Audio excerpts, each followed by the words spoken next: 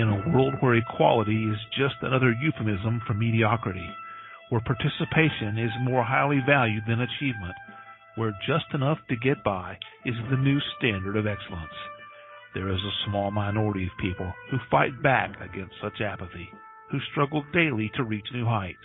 These brave few are the hope for the future, the bright shining light for the next generation.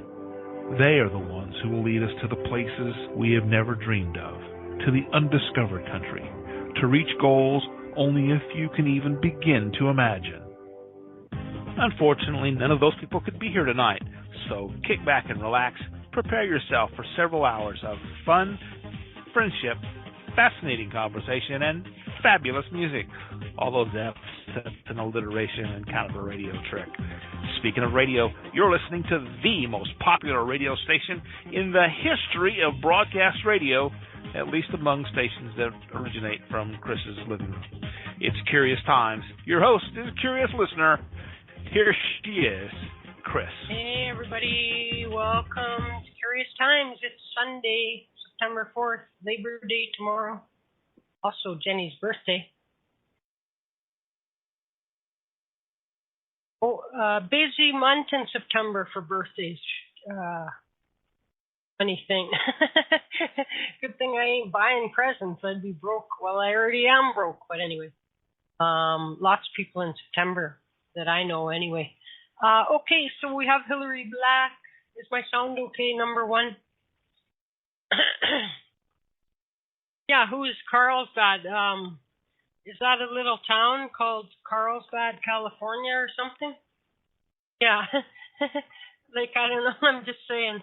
That's a funny name for a town. Carlsbad. And, yeah. I know, I'm just saying, like, Carl, like if it was like Carlsbad, you know what I mean? Who's Carl? I'm so, like, corny, stupid jokes, you know, don't pay any attention to me. Don't. Okay, so tomorrow for some people, you get to have a nice little Labor Day holiday. And for all the rest of you, don't. Sorry about that. Hope you get paid overtime to work. And then for the rest of us that, like, don't work at all. Anyway, tomorrow, Nick Fox is here. It's been a while, and he's all moved and relocated and everything like that, so we'll catch up with him on that. Lisa Nolan Shalosky is here Tuesday, Wednesday, Barbara DeLong. Thursday, Jen Young. Next Friday, we have an open day, which might be used for numerology or EVPs.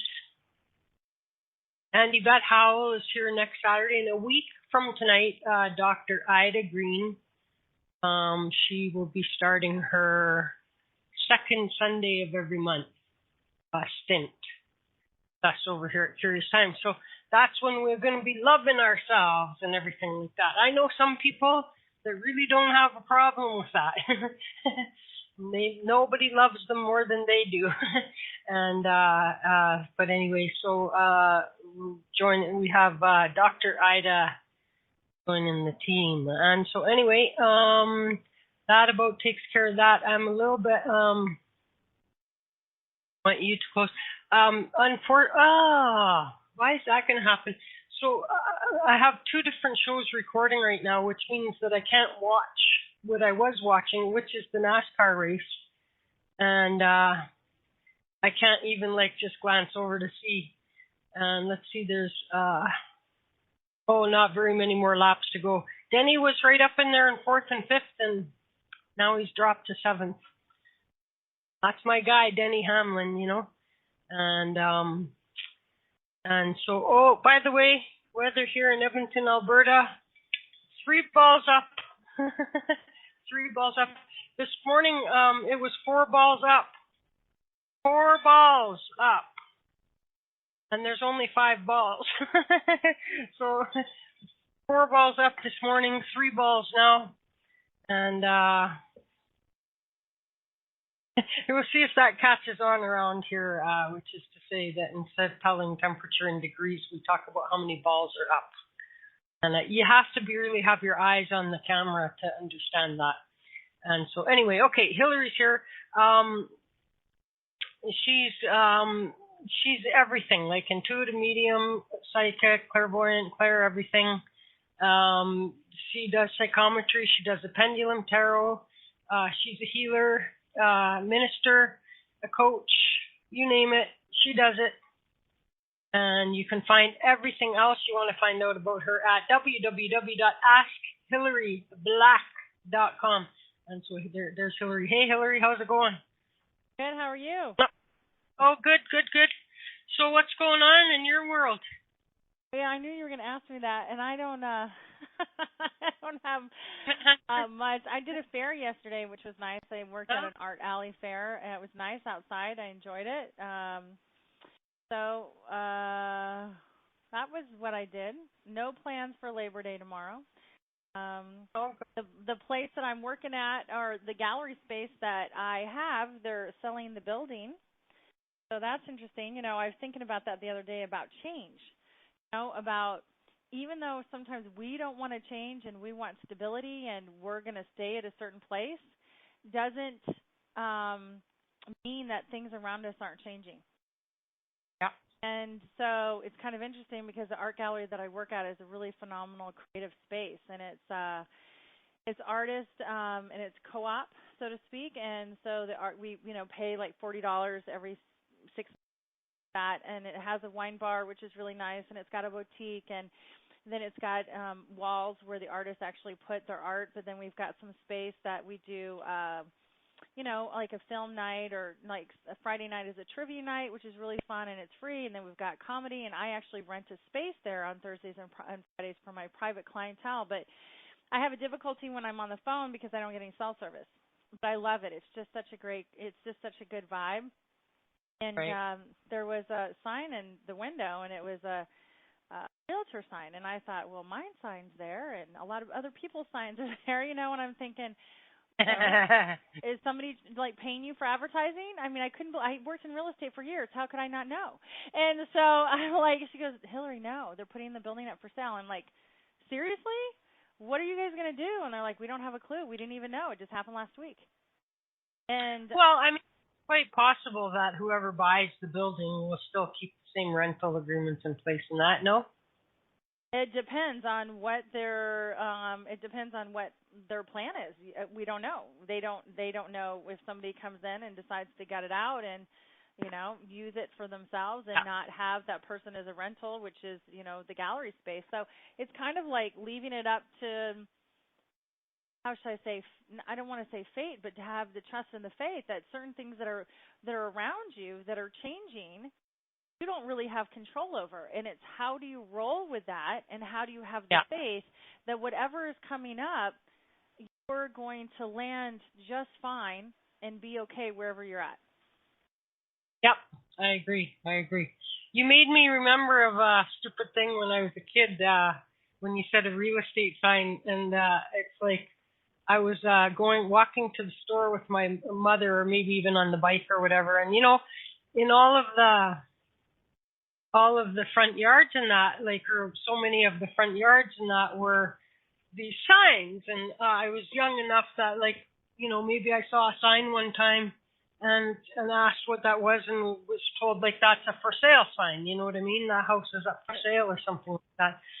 And so anyway, I'm all I see all these signs, and I'm all, this person has a lot, that person has a lot of houses for sale. It was like during an election campaign or political.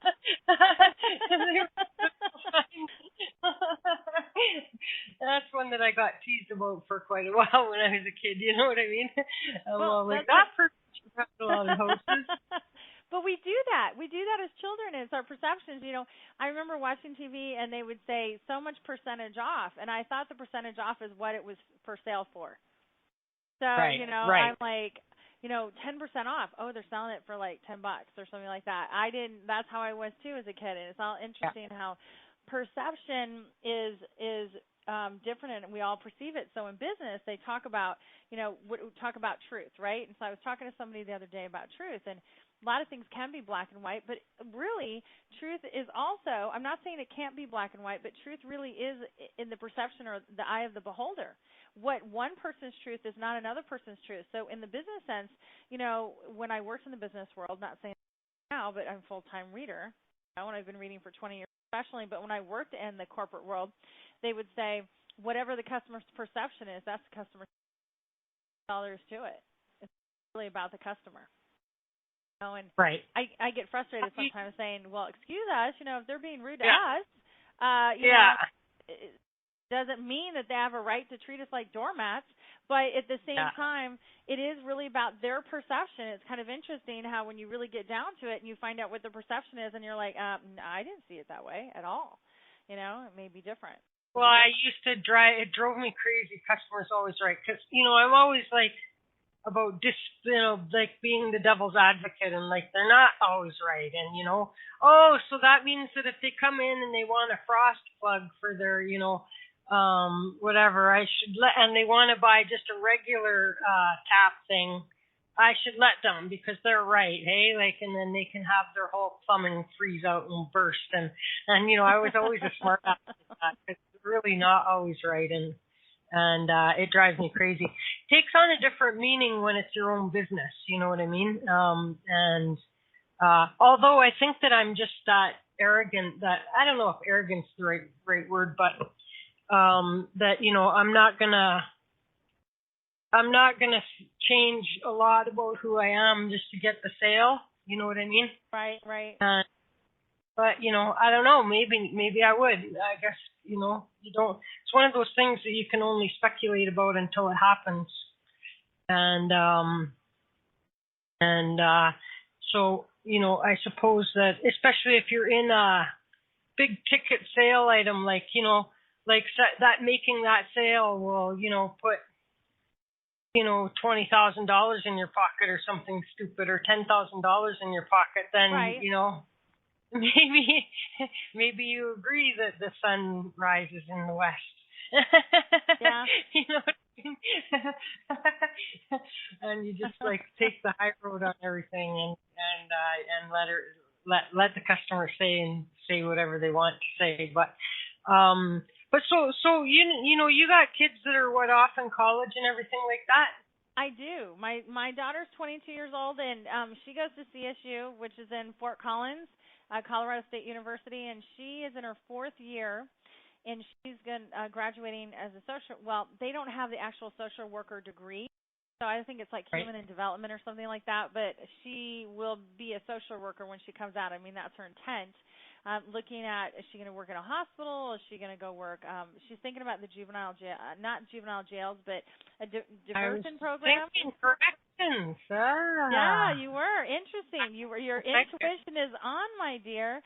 So what happened was with my daughter is that she was thinking about being a nurse, and it's interesting how events happen in our life that shapes our lives, because she got hurt at work, and she was a server, and she's been a server for the 4 years she's been in college, which really works around her schedule, and she fell, and the tray came down, and I guess she cut herself. And when she saw the blood, and she had to go to the hospital. And of course, I go, you know, she calls me, and I get there, and she's like, Mom, I don't think I want to be a nurse. I'm like, no, I'm not okay with this blood and all the things that they had to do to check her out. And I'm like, well, you know, I'm glad you're okay, and maybe this moment, this is a defining moment for her, because she made that change then, that she decided she didn't want to be a nurse, and then she went to corrections, and she was looking at corrections and saying, my daughter's really small, actually. She's 5'1". Yeah, 5'1". She's tiny. And so she thought about going into corrections, and I knew somebody who was a correction officer who works in the juvenile jail, so I called her up and said, can you talk to my daughter? And, of course, this person had been doing it for 20 years. She's like, are you sure? And, you know, but you can, at 5'1", take down a big kid. You can do it. They've given techniques. You know? Listen, I worked at a psych hospital, and I really did work there. I love the way that you say that. There's some poor housekeeper locked in a closet somewhere without their name tagging. Oh, myself, you know what I mean? But and then I go, and so anyway. So I worked in a psych hospital, and so a lot of the patients would have grounds privileges and things like this, and so it was busy at lunch hour and whatnot. And we used to have like a table, a staff table, like pretty close to where the till was, and then like over from us was like a condiment table. So you would go through the cash register, and then you could stop at the condiment table and pick up whatever you were going to pick up, hey? And there was cutlery there, and there was, you know, ketchup and all this kind of other stuff like that, salts and all that, napkins. And so anyhow, all of a sudden,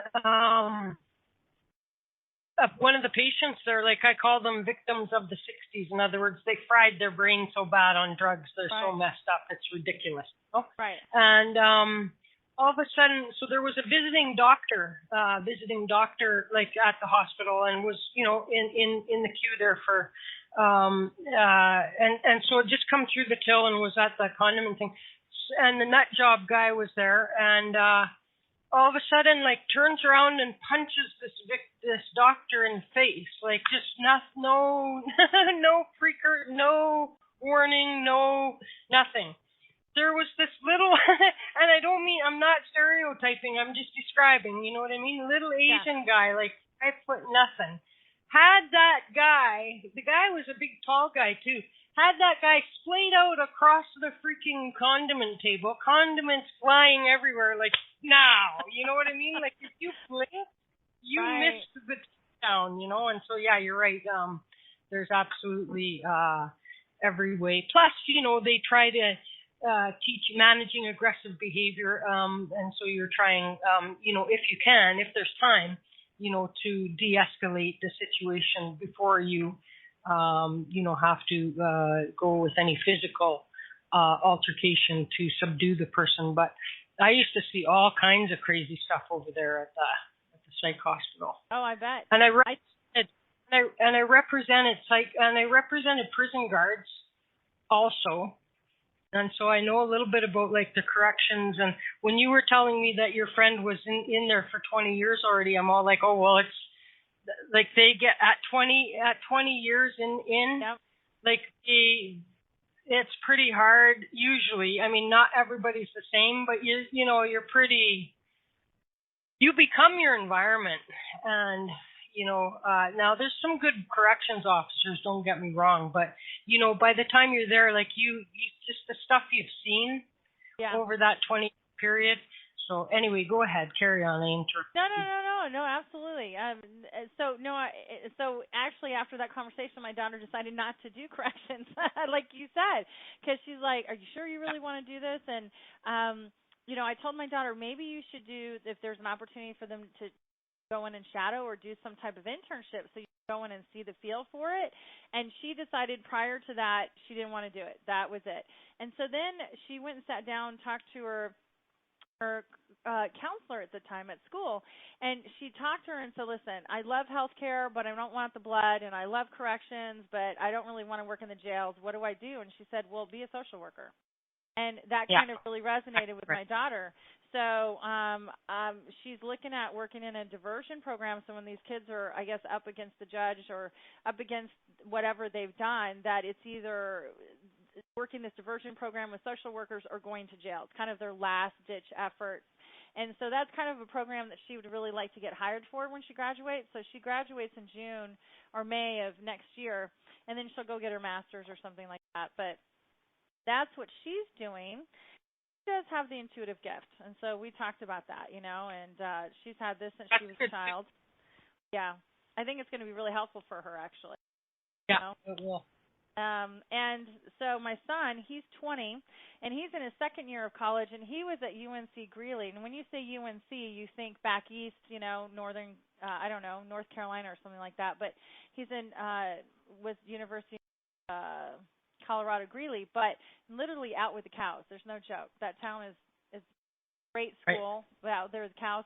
But for whatever reasons, he decided, I think because he really liked Fort Collins, and Fort Collins is kind of like a small little town in Colorado, and I think it made, I don't know what magazine it was, but top 100 cities to live in the United States at one time, a couple years ago.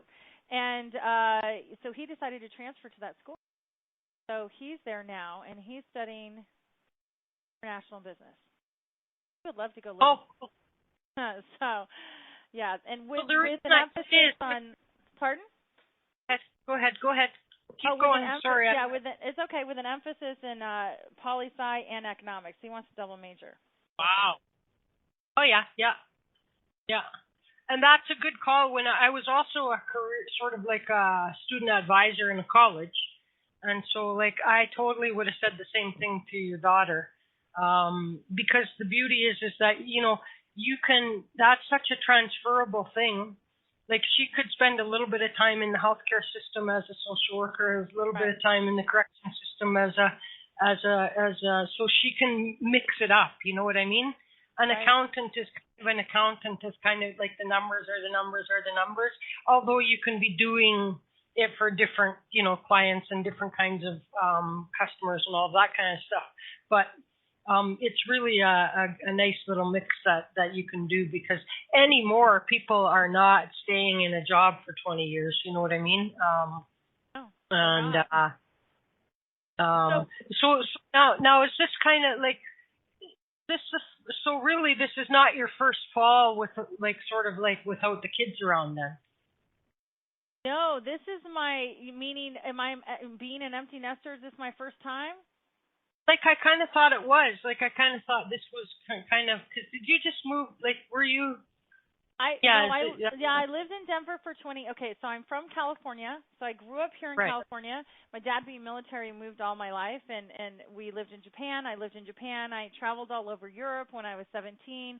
I had a real great opportunity to do that when I was, I've been working since I was 10 years old, actually. I really have. And I babysat 13 families when I was 10 years old, and I went and got my first aid card and my CPR card and a babysitting card. I had to get I took a babysitting class through Red Cross to babysit. So I had to babysit. So I babysat like 13 families. I made $1,000 when I was 10 years old. Yeah. I always joke. I had more income when I was 9 than I have had in the past years. I totally get it. So I loved taking care of kids. So I've been working since I was really 10 years old, and I babysat until I was 15 and got a job, on the books, so to speak. So I guess I had that entrepreneurial spirit when I was 10 years old. And so I worked on that. But when I was 15, I saw this Europe trip that I wanted to go on. And so sure enough, I said, I went to my dad and I said, hey, I'd love to go to Europe and I'd like to do this, how can I make this happen? And I had worked, and my dad says to me, you know what, pay half, get these grades, I need to see a C average. I think he said C, or almost a B average. I'm not quite sure. I had to have a certain grade point average, and I had to have half the cash. Well, my dad never thought that I would do it. I guess he should have known. And so the trip was $5,000 in 1983. So I had to, 84. I had to come up with $2,500. So I worked in art and framed artwork, and I put my money in a CD for a year. And then as soon as the trip, was ready to, obviously turn your money in and do everything, and I got it all ready, I came with my report card and $2,500 in cash and handed it to me. I said, I'm ready to go. He's like, yeah, you did it. He didn't think I was going to do it. He's like, so you had to follow through. And obviously I got to go to Europe. I was so excited. I went for like 5 weeks. So, yeah, I got to go to Germany and France and Italy and Liechtenstein and Greece and England, and I went to the Vatican. I got to go to the Vatican, and being Catholic my whole life, I got blessed by the Pope. It was so cool. So when I was 17, I got blessed by the Pope. I actually got to go to I went to Mass in Latin. What? I'm sorry? I go, is that what they call it these days? I'm just kidding. It's okay. Yeah. For the moment, they still call it that. That's all right. I got lost in Vatican City. It's on its own little city. I'm like walking around the back of the Vatican going, where are we going? I mean, it's like, I don't know, 8 miles or something.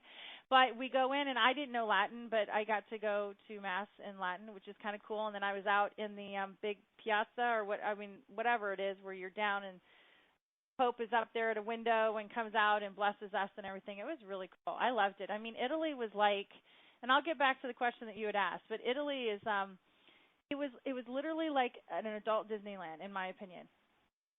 Rome. That's everything a lot was so of huge.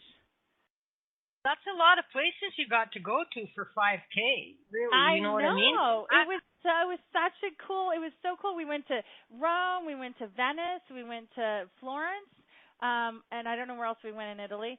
But yeah, we did, and we went to London. I got to go see Piccadilly Square and all the like punk hair and the purple. Piccadilly Square was totally cool.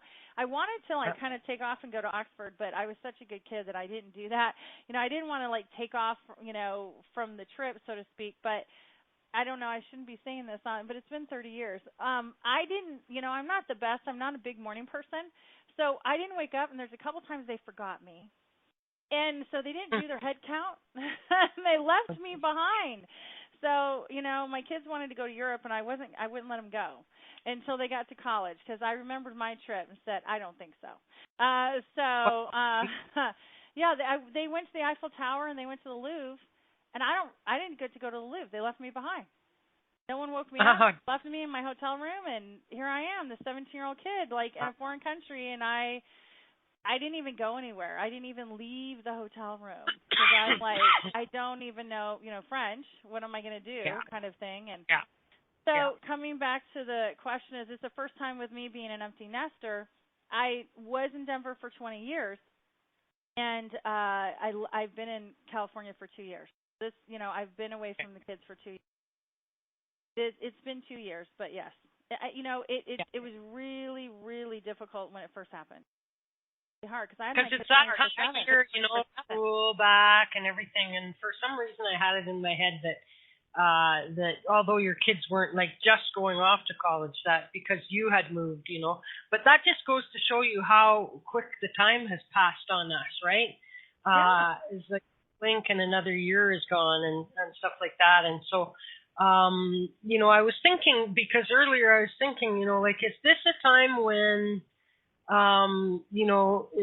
is this a time when people, men and women, largely women, actually find time for themselves, and is that maybe part of why people in a certain age bracket seem to be seeking more spiritual, who am I spiritually, and what is, they can start to, look at these other areas of being and try and find out who they are in that respect. Is that the first chance that a lot of them get, is when the kids are all finally gone, I agree, because it was that happened to me. I got here in California in 2015. Yeah, 2015. So we're in 2014. Like, we get older and I keep forgetting. Yeah. 2014. And it was a moment, because even though I've been professionally doing this for 20 years, I really thought about going and holding a job in healthcare and becoming a restorative therapist, because I had worked in healthcare for many years. I passed all the tests, but I went through that period that you're talking about. What am I going to do with my life now? My kids they're going off on their own, and they're having their own lives, and leaving. I didn't leave them obviously in a state, but I made sure that they got to college. I filed my divorce. I had been married for almost 20 years. I let go of an 1,800 square foot house that we owned. I put it up for sale. I literally gave a lot of my house away. So an 1,800 square foot house that I had to purge.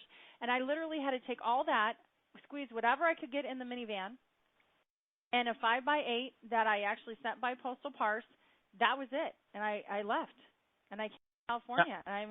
When they talk about material things, don't matter, they're not kidding. Material things at that point, I had to let go of some pieces that were 50 years old, 100 years old, that I couldn't afford to take with me, that had been in my family for years, and that was really, really, really rough. But at the same time, what's most important, it's the people that you're with, the memories that you have, and you pray you don't get Alzheimer's. Well, you shouldn't put that out there. I won't put that out there, but you know what I mean? And, so you do go through those moments, and that was I mean, that was a huge purge on my part, and it was difficult. So you go through that, what am I going to do with my life? And I, of course I wanted to be a psychic, but I said, I don't know if I'm, what am I going to do? So my master plan was to get a regular job and then just do the business on the side and build it. I kind of went a different direction. I just went straight to the business. Yeah. Just didn't do the job. Yeah. So, but it's an experience to have your whole entire life turned upside down like that. Indeed. I mean, at least, and that is like, a massive shift. And there's a lot of people too that, they hang on to the marriage until the kids are, established and then, or at least on their way, and then, and then they go and the marriage, so there's a lot of these marriages that sort of like end Right. after the kids are gone, and yeah, I mean the alternative is that the man and the woman are the couple. I guess I shouldn't stereotype man and woman, but the couple is sitting there going, like, not only who am I, but who are you? You know what I mean? And exactly. And that either goes real well or it goes really, really bad. And right. Because we do all grow at our own pace and change over the years. And when serious partnership involved with that single goal of raising the kids and blah blah blah, and then all of a sudden that's over, and you're all like, I don't even think I like you, buddy. You know what I mean? Like, that's true. You choose your food irritates you and grates on your last nerve or something like that. You know what I mean? Yeah. So, I understand. So yeah, I start to wonder. There's a few things that I think, like when somebody comes into a health crisis or a financial crisis. I'm just wondering, like, how many people who are blissfully happy in their life, either job, career, relationships, and all that, like, is it sort of like the challenging times that we have is what causes people to try to find the spirituality, and you know what I mean, like. I wonder what percentage of people that are gloriously happy and oblivious to the spirit, like how many of them go, I wonder, I should, I want to look into this now, or is that something that happens when we fall on hard times? Well, I have a friend who is a born-again Christian, and I love her. I just think we don't talk all the time, but we were friends when we were younger, and she had a very difficult childhood, and she came to the place forgiving the parent, and the parent that had the difficulty, and then forgiving the other parent for not being there. So, and I think because of the hard times that she had when she was younger, that really she came close to God and came and found her own spirituality and how she found it, which was right for her. And she's blissfully happy with her husband and has 3 kids and. Yeah, 3 kids, and she's married and really has everything that she wanted to have. But I do agree with you. I know I've been psychic my whole life. Well, since I was 5 is kind of the first recollection that I have. And I ignored it for many years. I turned it away. I didn't want to have anything to do with it. I was raised in the Catholic Church. My father is Christian Scientist. Had his own belief system, obviously, about the universe and higher power and that sort of thing, where my mom is very religious and Catholic.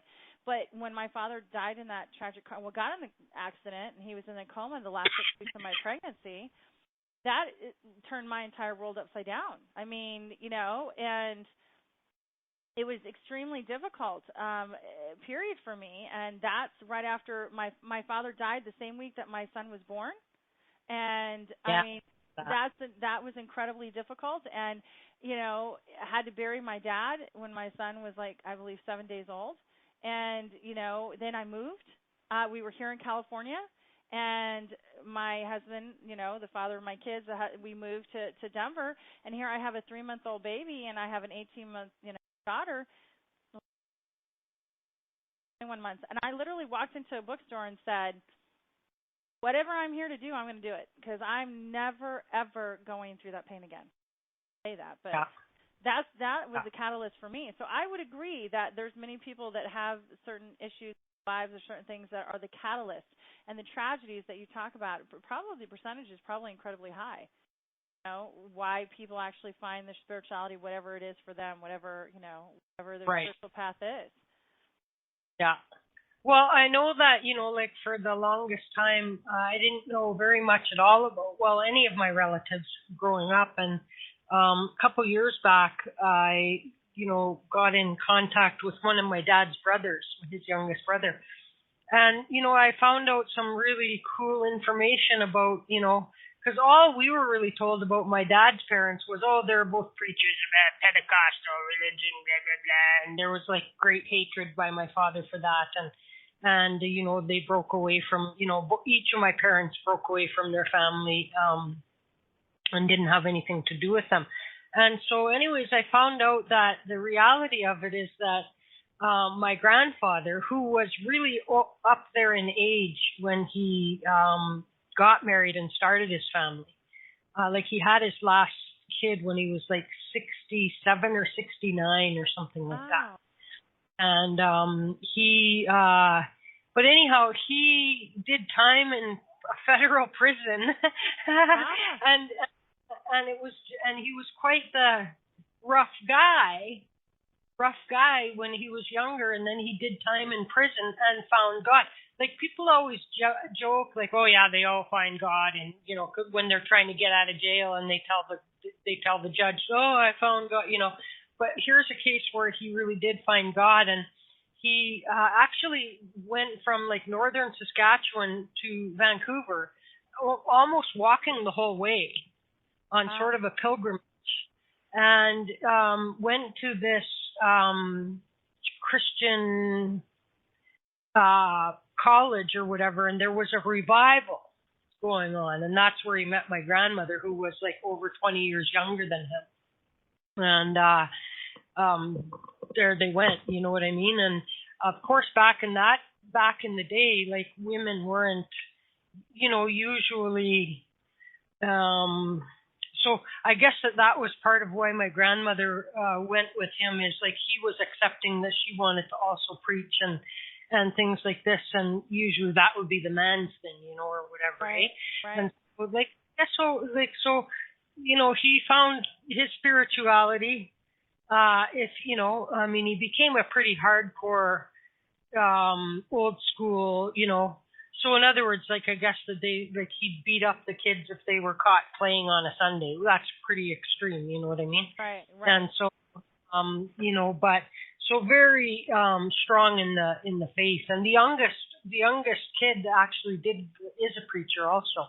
And so I guess that's how I can go on and preach, and I'm just not religious. You know what I mean? I got the preacher.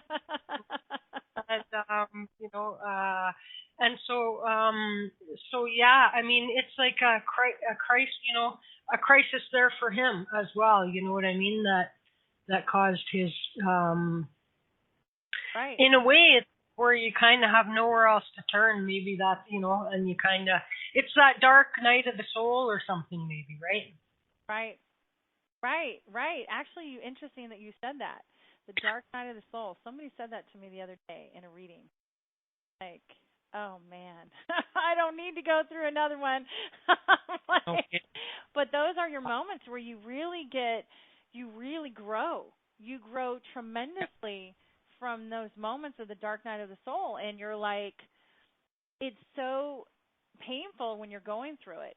But at the same time, when you come out from the other end, you know, you look back at it and you're saying, wow, I never thought that I could ever go through what I just went through. But what I learned from that point is just, I mean, it changed my life. It changed your grandfather's life, and obviously a very positive way. But it changed my life. It defined me and who I was. I wanted to be a nurse.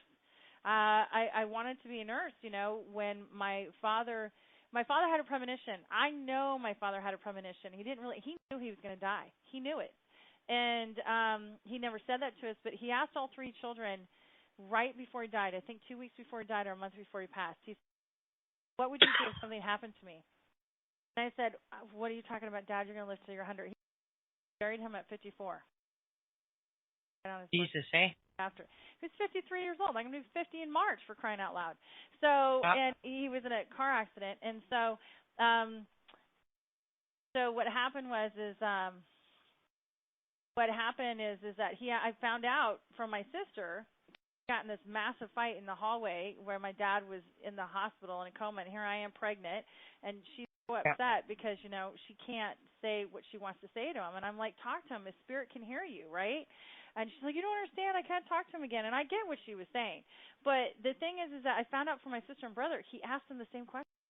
He asked me. He asked all three of us the same question the same week. What would you do if he was totally premonition. He kind of knew. You know? I almost just sitting here now, and it's kind of ridiculous, and it's probably not the case. You know what I mean? But, you know, maybe he wanted to go and handpick that soul that was, you know, jumping into your baby. You know what I mean? And I believe maybe he wanted to I believe it. That. Make sure that all that went right. You know what I mean? Well, I sit there. You know, we could talk about this. We could have another night for sure that we talk about, reincarnation. And I questioned for a long time: is my son the reincarnation of my father? You know, I named my son after my dad. My son's name is George. My dad is George Daniel. We called him Daniel, but we have so many Georges in our family.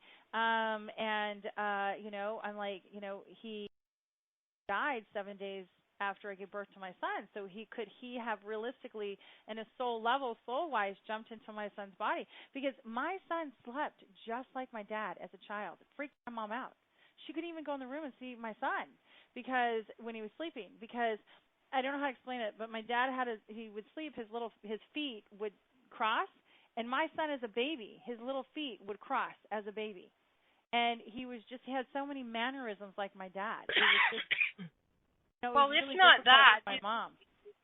You know, it's not that. Like, you know, at least I believe, you know, that we kind of choose our spirit guide. You know what I mean? Our main guide. And although we could have many guides during our life, I believe we have like a main, you know, one that we go tap on the shoulder when we're on the other side and go, hey, I'm thinking of going back to that god awful place. You want to hang with me? You know what I mean?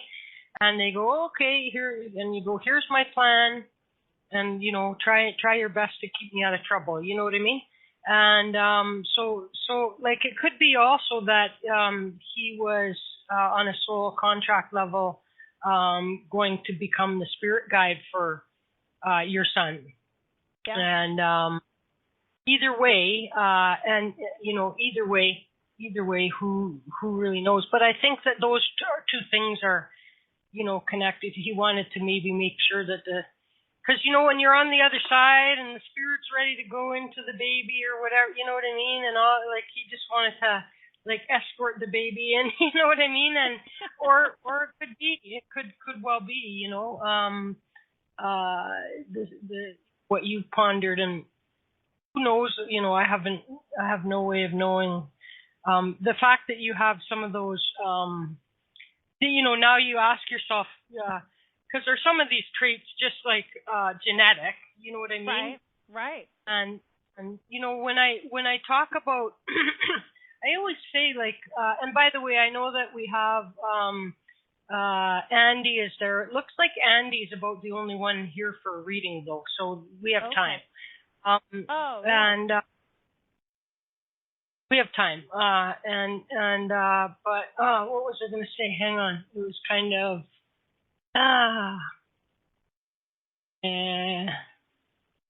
I lost it. That's too bad. That's my bad.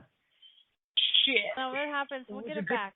So what were you saying? And okay, jumping in, and my dad, you know, did he want to chaperone the baby coming in, or, you know, the fact is, did he really jump into my son? And then you were talking about the traits, you know, some genetic traits. Yeah. So what I talk about is like people, they get all into this genealogy. You know what I mean?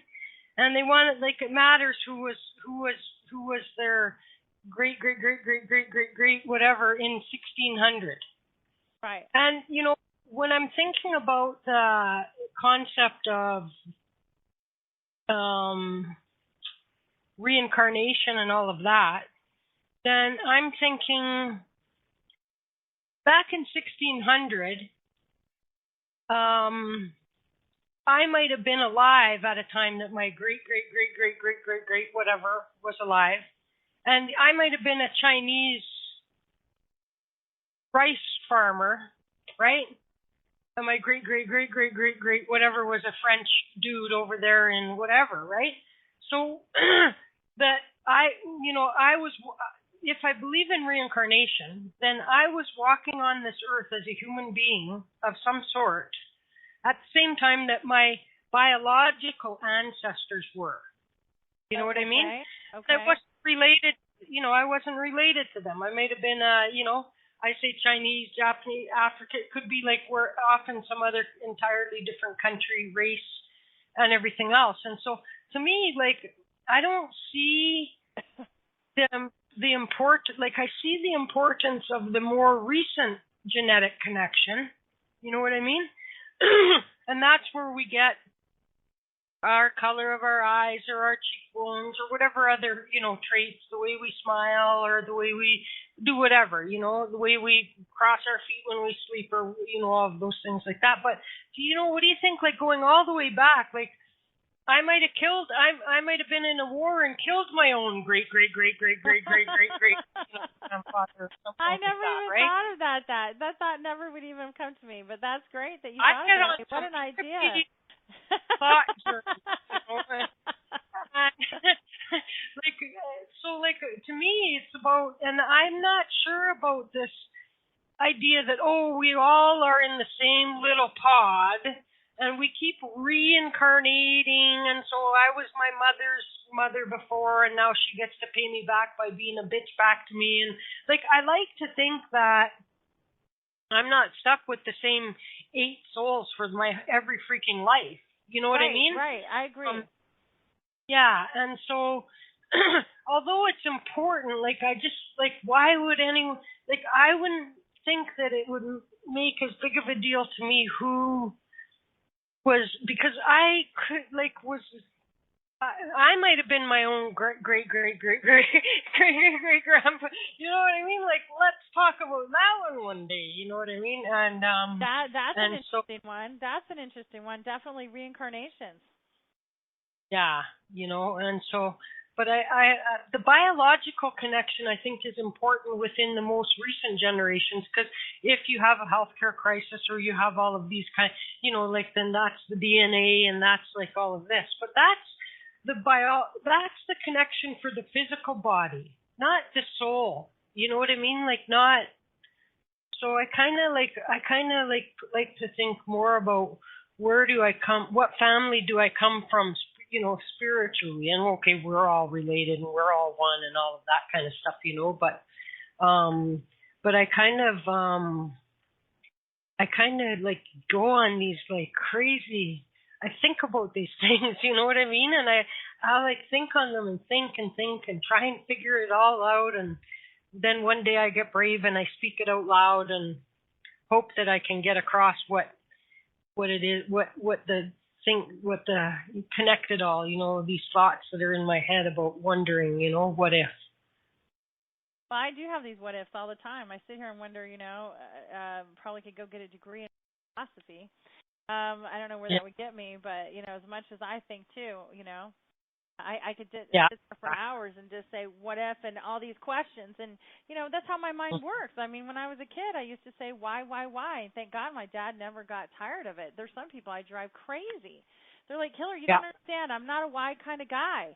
Your dad was a teacher. He totally got it. He understood it. He loved it when you asked why questions because he's a teacher. I'm not a teacher. Please don't ask me why, because that's not who I am. But I'm like, but that's who I am. And my dad used to say there's never a stupid question. There's never a wrong question. Ask anything that you want to ask. Look at that. Yeah, I agree. So, and challenging, you know what I mean? And like I used to say, I'm I'm an awesome employee, you know what I mean? Loyal and like reliable and all that. But like if you just tell me do it this way and I've thought up a different way and I go, well, why? Like I need to understand why does just the end result matter, or why does it have to be done this way? More so than that's the way we've always done it. You know what I mean? And so I'm often, and that's sometimes seen as challenging authority, where what I'm trying to get at is I'm streamlining efficiency and all of that. And if I can achieve the same end result, and there isn't a good reason for having to follow that process, you know what I mean? Then it should be good that I ask why. You know what I mean? And if I understand why, even if it takes long, then I go, okay, I gotcha. I understand. That's good for me. But if there is no good reason other than that's the way we've always done it, then I'm like, well, I got a new way, and it's quicker and it's better. You know what I mean? Yeah. I'm the same way. I would have been right on your team. I'm telling you, I would have been. I'm with Chris, because that's how I want to say that's how I roll, but that's exactly how I am. Yeah, exactly. So listen, let me take a quick song break. We'll take Andy's call. Anybody else that wants to call in, get your mic up or call in, because otherwise we're going to go back and continue talking about some of this stuff, and once we take care of Andy's call. And so that's you guys got to get. They always seem to wait until a certain and then they all want to get in queue, and I'm like, I'll keep talking unless someone gets in queue. You know what I mean? Right. I'm the same way. I know. And I was going to talk to you too when we come back to. I've got some more guests for you, so I'm going to have to refer you some guests. But I'm so excited that Dr. Ida Green joined you. Oh yeah, I'm happy too about that. So, okay, let's go with. I'm going to play this song, and it is just a little bit over 3 minutes, and then we'll be back.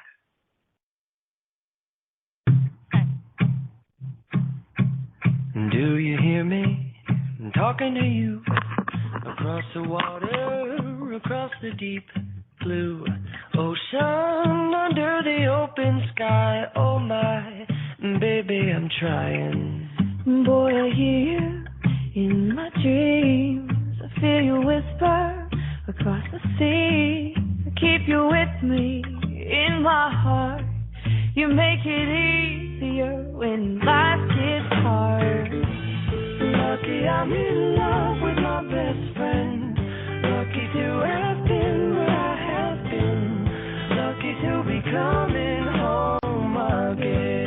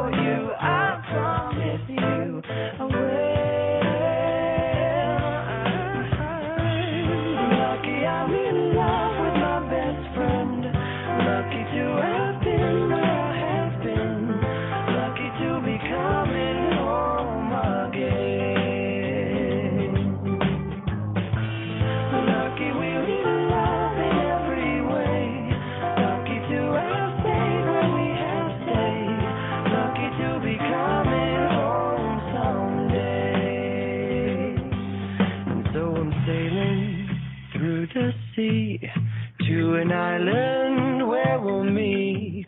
You'll hear the music, feel the air. I'll put a flower in your hair. Golden breezes, the trees, the moon's so pretty. You're all I see as the world keeps spinning round. You hold me right here, right now. Lucky I'm in love with my best friend. Lucky to have been where I have been. Lucky to be coming home again.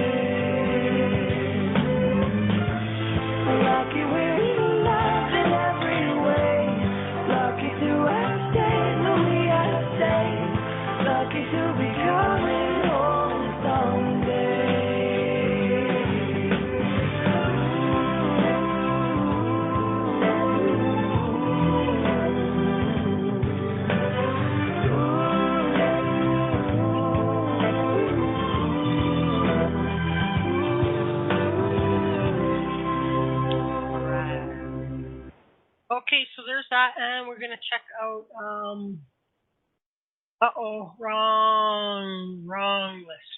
Wrong list. Please stand by. There it is. I got too many lists. Here we go. Are you looking for a place to meet like-minded people? Perhaps you're a light worker looking for a safe place to share your thoughts and services. We've got a place for you. IntuiTalks.com. Join for free, post updates, blogs, create and join groups via website or radio or class package. The possibilities are endless. Join the all-spiritual, all-under-one-roof network, www.intuitalks.com. Job, Jenny. Stop. I hate that. Okay, so there we go. We're sung. We got our music. We got our promo. beautifully done by the great Jenny Satori. And let me see here. I'm going to do a quick shout out, but Andy is there and Stan. And anybody else, if you're in the chat room, let me know. Mary Margaret, Kimber, you guys let me know if you're just listening or if you're wanting a reading. So I'm going to say hello to Carol and Stan. Now, I got a couple Carols kicking around these days, and so I don't know if that's Carol, the numerologist Carol, or the other Carol. In any case, Carol, Stan, Dan. Hi, Dan. I hope you're feeling better. And Diane, Hillary, of course, is our guest. And Kimber, Marie, how you doing, Marie? And Mary Margaret. Marie, that woman never, ever did write to me, you know. I got my hopes all up. And Mary Margaret, Popeye, Reverend Raven, that's Sandy. And Sherry, Andy, and Terry. Hi, Terry. And another Sandy, Wildflower Wind. And so let me go get Hillary. Hi, Hillary. Hello. Uh-oh. Here. Okay, there you are. So it looks like we got a couple here for you. And so if there's time, we'll just carry on our discussion. I enjoy just having discussions that just go wherever they go with you, and I'm glad. And that's fun. You know what I mean? Yeah, I can't stand talking to you. So everybody, can you please phone in so that I don't have to talk to this woman anymore? I'm just totally kidding. There's some people that I can just have these great organic discussions that just go organically wherever they go, and other people, it's a little of more of a challenge for me. You know what I mean? I know. It's like, well, it's like when you're trying to get somebody and you ask them and they give you a 2-word answer, and now you're going, okay. And so it's good when you get a guest, as you know, as a host, right? It's great to have a guest that will give you, more than a 1-word answer to your question. And so, and then there's those guests that you get where you can go have a bat. You can ask them, where do you live? Where do you live? And then you can go have a bath. And you can come back and they're still going, and those are good guests too, but, so, okay, let's go get Andy and we'll see what's going on with Andy. Hello, Andy. Hey, Chris. Hi, Hillary. Hi, you guys, really enjoying the conversation. I hope you get to talk more. It's very interesting. So thanks for that. Thank you. And there will be a test.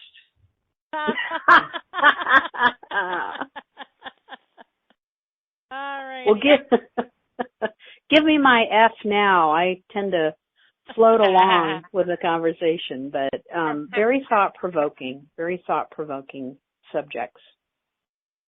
Wondering about life. I used to have a column in my international magazine that I had online right after my father passed called Thoughts to Ponder. Probably should put it back on my website, actually. Just make my blog called Thoughts to Ponder. Absolutely. All right. So what would you like to know today, my dear? Would you like it general or would you like specific questions? Well, I have a specific question kind of about career/finance, but certainly whatever you pick up. Go ahead. Well, I was about to say, let's look at Andy's career, and you can tell me what your career is if you want to. If not, I'll start going into the career, and then you can start talking to me about if that is true or if that's not true. So show me Andy's career. So I really feel there's some movement, but part of you is not sure if you're going to go in that direction, and I see some changes. So Four of Wands is upside down. When I see a Four of Wands, that's usually sadness or kind of changing a card. This card means so many different things. Of course, it can mean. It also can mean. I don't see endings. Does that make sense? You're breaking I'm up sorry. a bit, Hillary. Part of you cut out. I'm not sure what you said. And I'm on my landline, guys. By the way, I'm on the landline. There's changes coming about for you because I have the Four of Wands here, and the Four of Wands can mean so many different things. It can mean, it just, in every different reading, it has a different application and a different meaning. But this one says meaning is changes. And so you're a little apprehensive about whatever changes are coming about. They may not told you about any changes coming, but there will be some changes coming. I told another client, I had done a reading for her and said, I see some changes coming about, and then I saw reorganization in her department.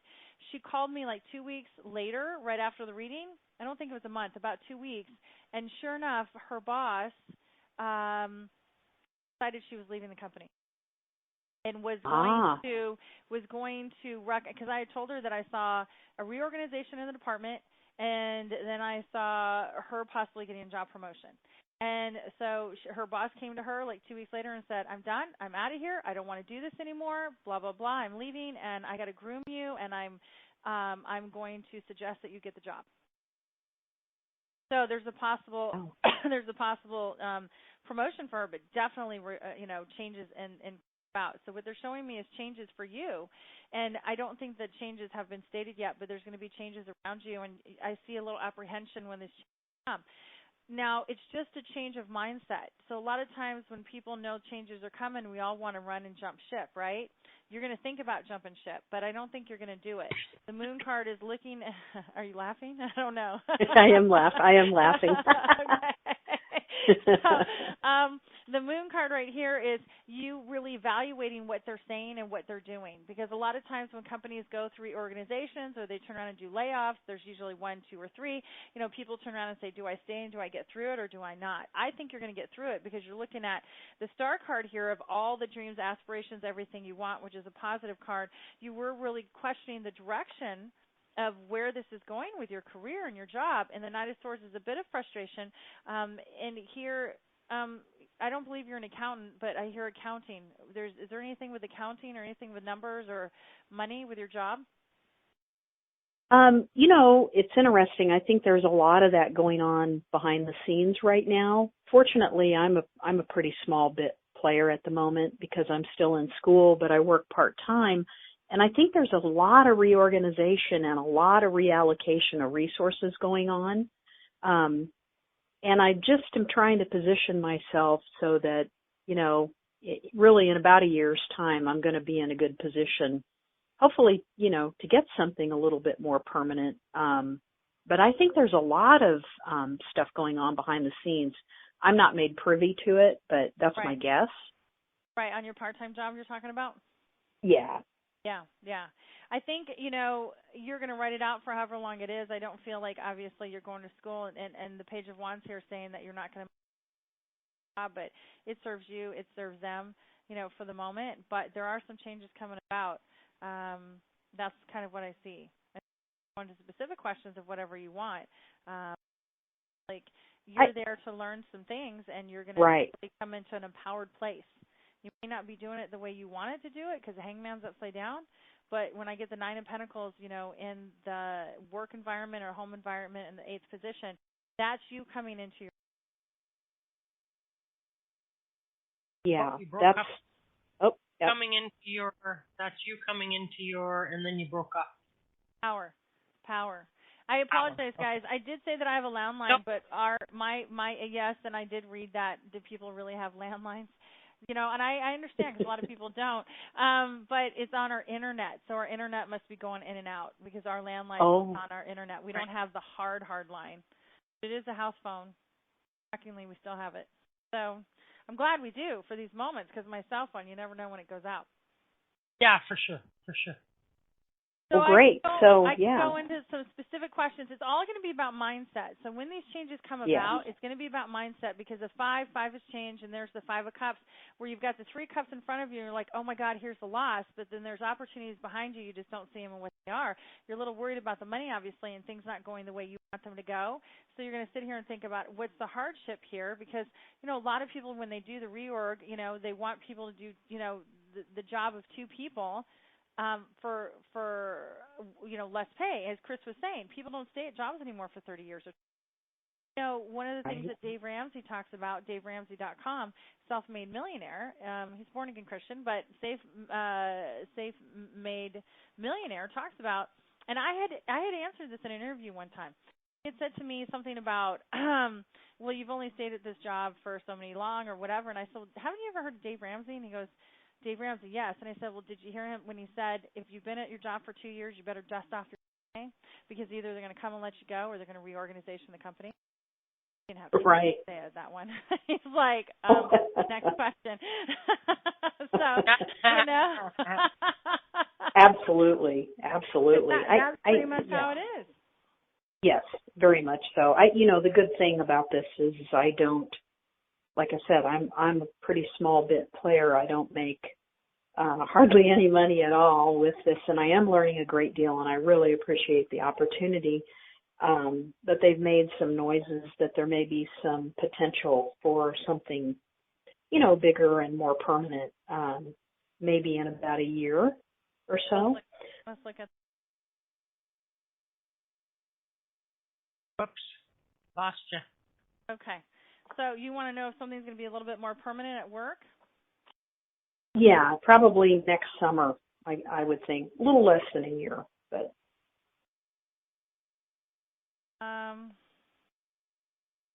I'm going to say yes. Maybe, I'm going to say yes. And so as I do cut the cards, I got the 3 of swords here, and then I got the star card. So, you know, again, as they're going through this, I think they're going to go through 3 reorganizations here because there's the 3 of swords.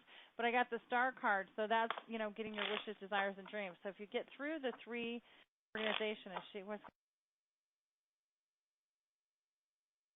and are you graduating school soon? Because I got yes. Well, you know, it's funny. Everybody asks me that, but I really have to go through, you know, I'm writing a dissertation proposal right now, and then I've got to defend that and then actually, you know, do the data collection and the dissertation. And that I'm really not looking at graduating till next summer. Oh, okay, in a year. Yeah. Okay, so, yeah, I know that's not soon, but it could be considered soon. You know, like when somebody's a senior. Like ready to get out? Yes, that's true. It's not like you're a freshman coming in. You're not brand new and a junior. True. Yeah, I do feel that you could get this job full time, but honestly, I think you're going to look elsewhere as well because the devil card is here, and that tells me that it can be very controlling and not exactly what you want. Okay. I'm not saying that you can't have it. I'm just saying that you're going to have to find some workarounds to work around whatever there are standards, well, you know, SOPs, standard, you know, if you're doing a dissertation. Oh, yeah. SOPs, standard operation procedures, which is very necessary. I worked at a place, a donor place, actually. I was a phlebotomist. Had major SOPs because we were. Oh, yes. That's necessary. You can't get around that. You have to do Absolutely. But right. At the same time, okay, so that kind of makes sense. But right here, I've got the Empress card, which is an excellent card, and I've got the 9 of Pentacles. So if you're obviously okay with the standards SOP or job, then other than that, it looks like a good job. Okay, I spoke a little too soon. Yes, it is. There's the 2 of Wands upside down. So when I see a 2 of Wands, that means that you have to. But let's do the Pendulum. ultimate You conclusion? know, I guess my heart is not set on this. It's sort of this or something better, whatever would come along that would be, fulfilling, where I can use my talents and work with other good people who want to do good stuff. So this or something better. I'm not wed to it by any means. Right. I get that. I do think that they're going to offer you something, and I understand when you mean this or better. So it's kind of like a place called holder. I mean, it's good for the moment, but certainly when you get into it, if something comes about, you'll look at that as well.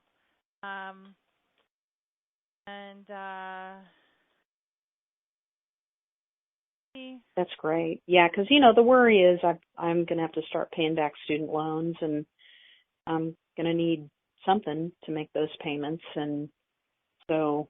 But it's been a long road and a lot of hard work, and so you kind of want to go somewhere where it's a mutually good fit.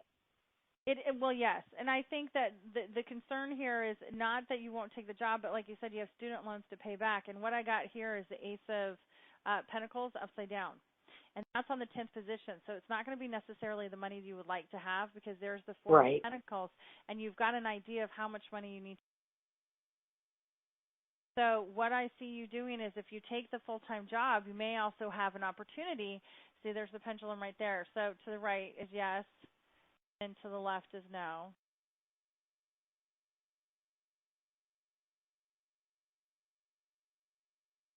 So are they going to give her enough money? But will you get enough job? Yes. Will you stay there for probably a year if they give you that? I see a job coming up in 6 months as well. 6 months. So is she going to get a job 6 months from now? It's 6 months from there. Lost you. 6 months from now. 6 months from now. No, 6 months. It's not going to be 6 months from now. She'll get a job 6 months from the time. She'll have another job coming in 6 months from the time of them offering her this full-time. So it better will come, meaning she will have choice.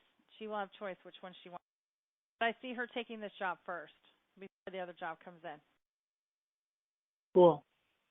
Thank you so much. Yeah, I think it's going to work out just fine. It's just, you start to fret a little bit after you've been in school what seems like an eternity. And I know. I'm like, I can't wait till you're done school. And I know. And if I hear you say, "Oh, I'm going to go back to school," I'm going to lose it. You know what I mean? And I doubt that you'll hear me say that. You'll hear me say I'll take another class, but no, I will not be pursuing another degree. Now, this is a terminal degree. They call it a terminal degree for a reason. I think either it kills you or you're at the end of the line. Yeah. That's funny. Wow. That's funny. Are you getting your PhD? I am. Yeah, I am. Wow. Interesting. So when Dr. Ida Green comes on, she's got a PhD actually. So certainly you guys can talk. Yeah, she's got a PhD in theology and a minor in psychology. Wow. Yeah. I always get nervous when the shrinks come on. She's lovely, though, She's lovely. Well, thank you so much, Hillary, and thank you, Chris. You're welcome. Okay, You're welcome. Thank you. Easy. Talk to you soon. And, okay.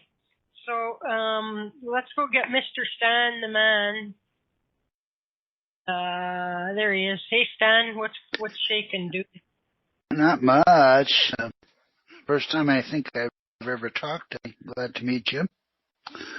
Well, I haven't had to ask questions for a long time, and all of a sudden I started calling back to Chris's show here the last few nights, and I was asking weird stuff like lightning and thunder and direction. I was getting great answers, but I heard you mention mediumship, and I think I'd like a mediumship reading, please. Who would you like to connect to on the other? Whoever wants to come in first, whoever's there, I guess. I actually need a name, so Oh, I you need need a a relative. name. I need a relative because here's the thing. This is how I work. Everyone is kind of different. I know John Edwards. He's in the gallery. He really doesn't need a name. Whoever just kind of shows up, and then he turns around and calls it out, and then people obviously say, oh, that's my relative kind of thing. The way I Okay. connect is a little bit differently, and, of course, I can't guarantee that I'll connect to that person, just to let you know, because I had someone ask me about it the other day while I was at the fair. What happens is I've had clients sit down and say, oh, I want to talk to Mom. And then all of a sudden I'm sitting there describing this person. They're like, nope, that's not Mom. That's not Mom. That's not Mom. And all of a sudden intuitively I got sister. I said, did your mom have a sister? And she goes, yeah, she did. And I said, well, she's telling me how dear to your heart she is and this and that, and you're an important person in her life. And she goes, well, yeah, my aunt's really, I dream about my aunt all the time, but I'm not asking about my aunt. I'm asking about my mom. And I said, well, guess what? Your aunt's here. And she jumped in line before your mother. So I have to go with who's. So I did ask for Mom, and Aunt showed up and said, we're talking, and then Mom can have a spot. So Aunt said what she had to say, gave the message through, and then Mom came in. No, she was not real happy. And she was happy eventually that Aunt showed up, but at the beginning, she just thought I wasn't connecting at all, and I was. I just didn't realize what relative I was connecting to. Does that make sense? Okay. Yeah, I guess. Well, let's go with Helen and see if Helen comes in. And Helen is what to you? My mom is Helen. Okay, so let's go to Miss Helen. I got to just, like I'm making a telephone call.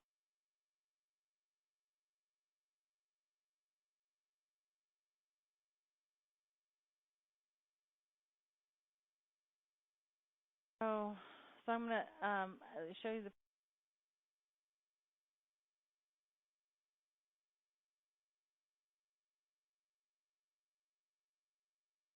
I'm not hearing you, Hillary. I said I have to make sure it's his Helen and not mine. Okay. Helen That's is not great. mine. Oh, you have a yours. Helen Okay. too? Yeah, I do, and Chris does too. So I got to make sure. Is this Helen? This is Helen for Stan.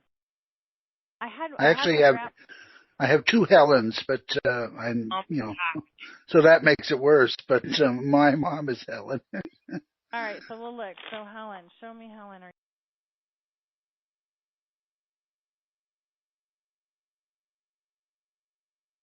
So did your mother have kind of, I don't know if she lived in the, I don't want to say the Depression, but did she live where it was kind of poor when she was growing up and it was a little difficult money-wise when she was growing up? Yeah, I'd say so. Yeah, she lived around that time too, and it was tight. Yep. Okay, so she's showing that on the split. Money, kids were really important to her. She loved children. Very creative woman is what they're telling me. But I really feel like even though she was giving and loving, she had a really good sense of judgment. Is that true? In some things. Yeah, sometimes. Okay. So, again, these are the cards that are showing me, and that's why I asked if she was in the Depression. I just intuitively got Depression, and then I got this card, the Five of Pentacles, and then that's the card, and then the Three of Swords. So show me, Helen, what you want me to tell. So the reason why I throw that stuff out there is because I need to know that I'm connecting and who I'm connecting. So, but she was very loving, very giving. There are times that she would, look at somebody and just kind of have an idea for a person. She didn't like to judge people. She always wanted to give people a second chance, is what I got. But her intuition is really good. She had very good intuition. It's just a lot of times she didn't know if she trusted. Does that make sense? Probably. She was very giving, like you mentioned. I think at times she gave too much away. Yeah. She was a very hard worker as well, a very strong woman. Well, I hear she's a very strong woman, and then she's telling me, no, I'm not. And I'm like, but yes, you are, because I see the strength card right here. So I feel like, my really, really loved. She was very sensitive. Is that true? I believe that, but she wasn't strong physically. Maybe emotionally she was stronger. She wasn't very strong physically. No. But the strength card's here in the seventh position, and that's why I say she's strong. And she's telling me no, she wasn't strong. But then my heart started hurting, and that's why I got, is she sensitive? So certainly the emotion part. You know what? She is a person. I hear homemaker. I don't get if she worked or not, but certainly she thought outside of the box. She was a stay-at-home mom, yes, stay-at-home. Yeah, that's what I heard, stay-at-home mom. Now, even though, she kind of followed what your father wanted, she was really creative, and she was the one who ruled the roost while your dad was gone. Okay. I don't know. I don't know if that's true. That's what I'm hearing. I mean, even though everything, it was pretty much what your dad wanted, she was kind of behind the scenes, kind of made things happen. Well, my dad left earlier. He passed away earlier, so she was in charge after that, I guess. Yeah. So what is it that you would like to know from Mom? Because let me see. Mom is... Well, here's the thing. Most of the time, as she aged a little bit, she was here, and I sort of looked out for her while my sister was out in Arizona. And she would talk to my sister on the phone and things like that, of course. But I was always the one sort of running around with her and taking care of her for the most part.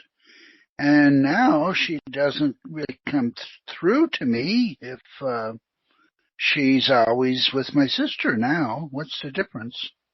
My sister sees her and my sister talks to her and all this time, and I don't.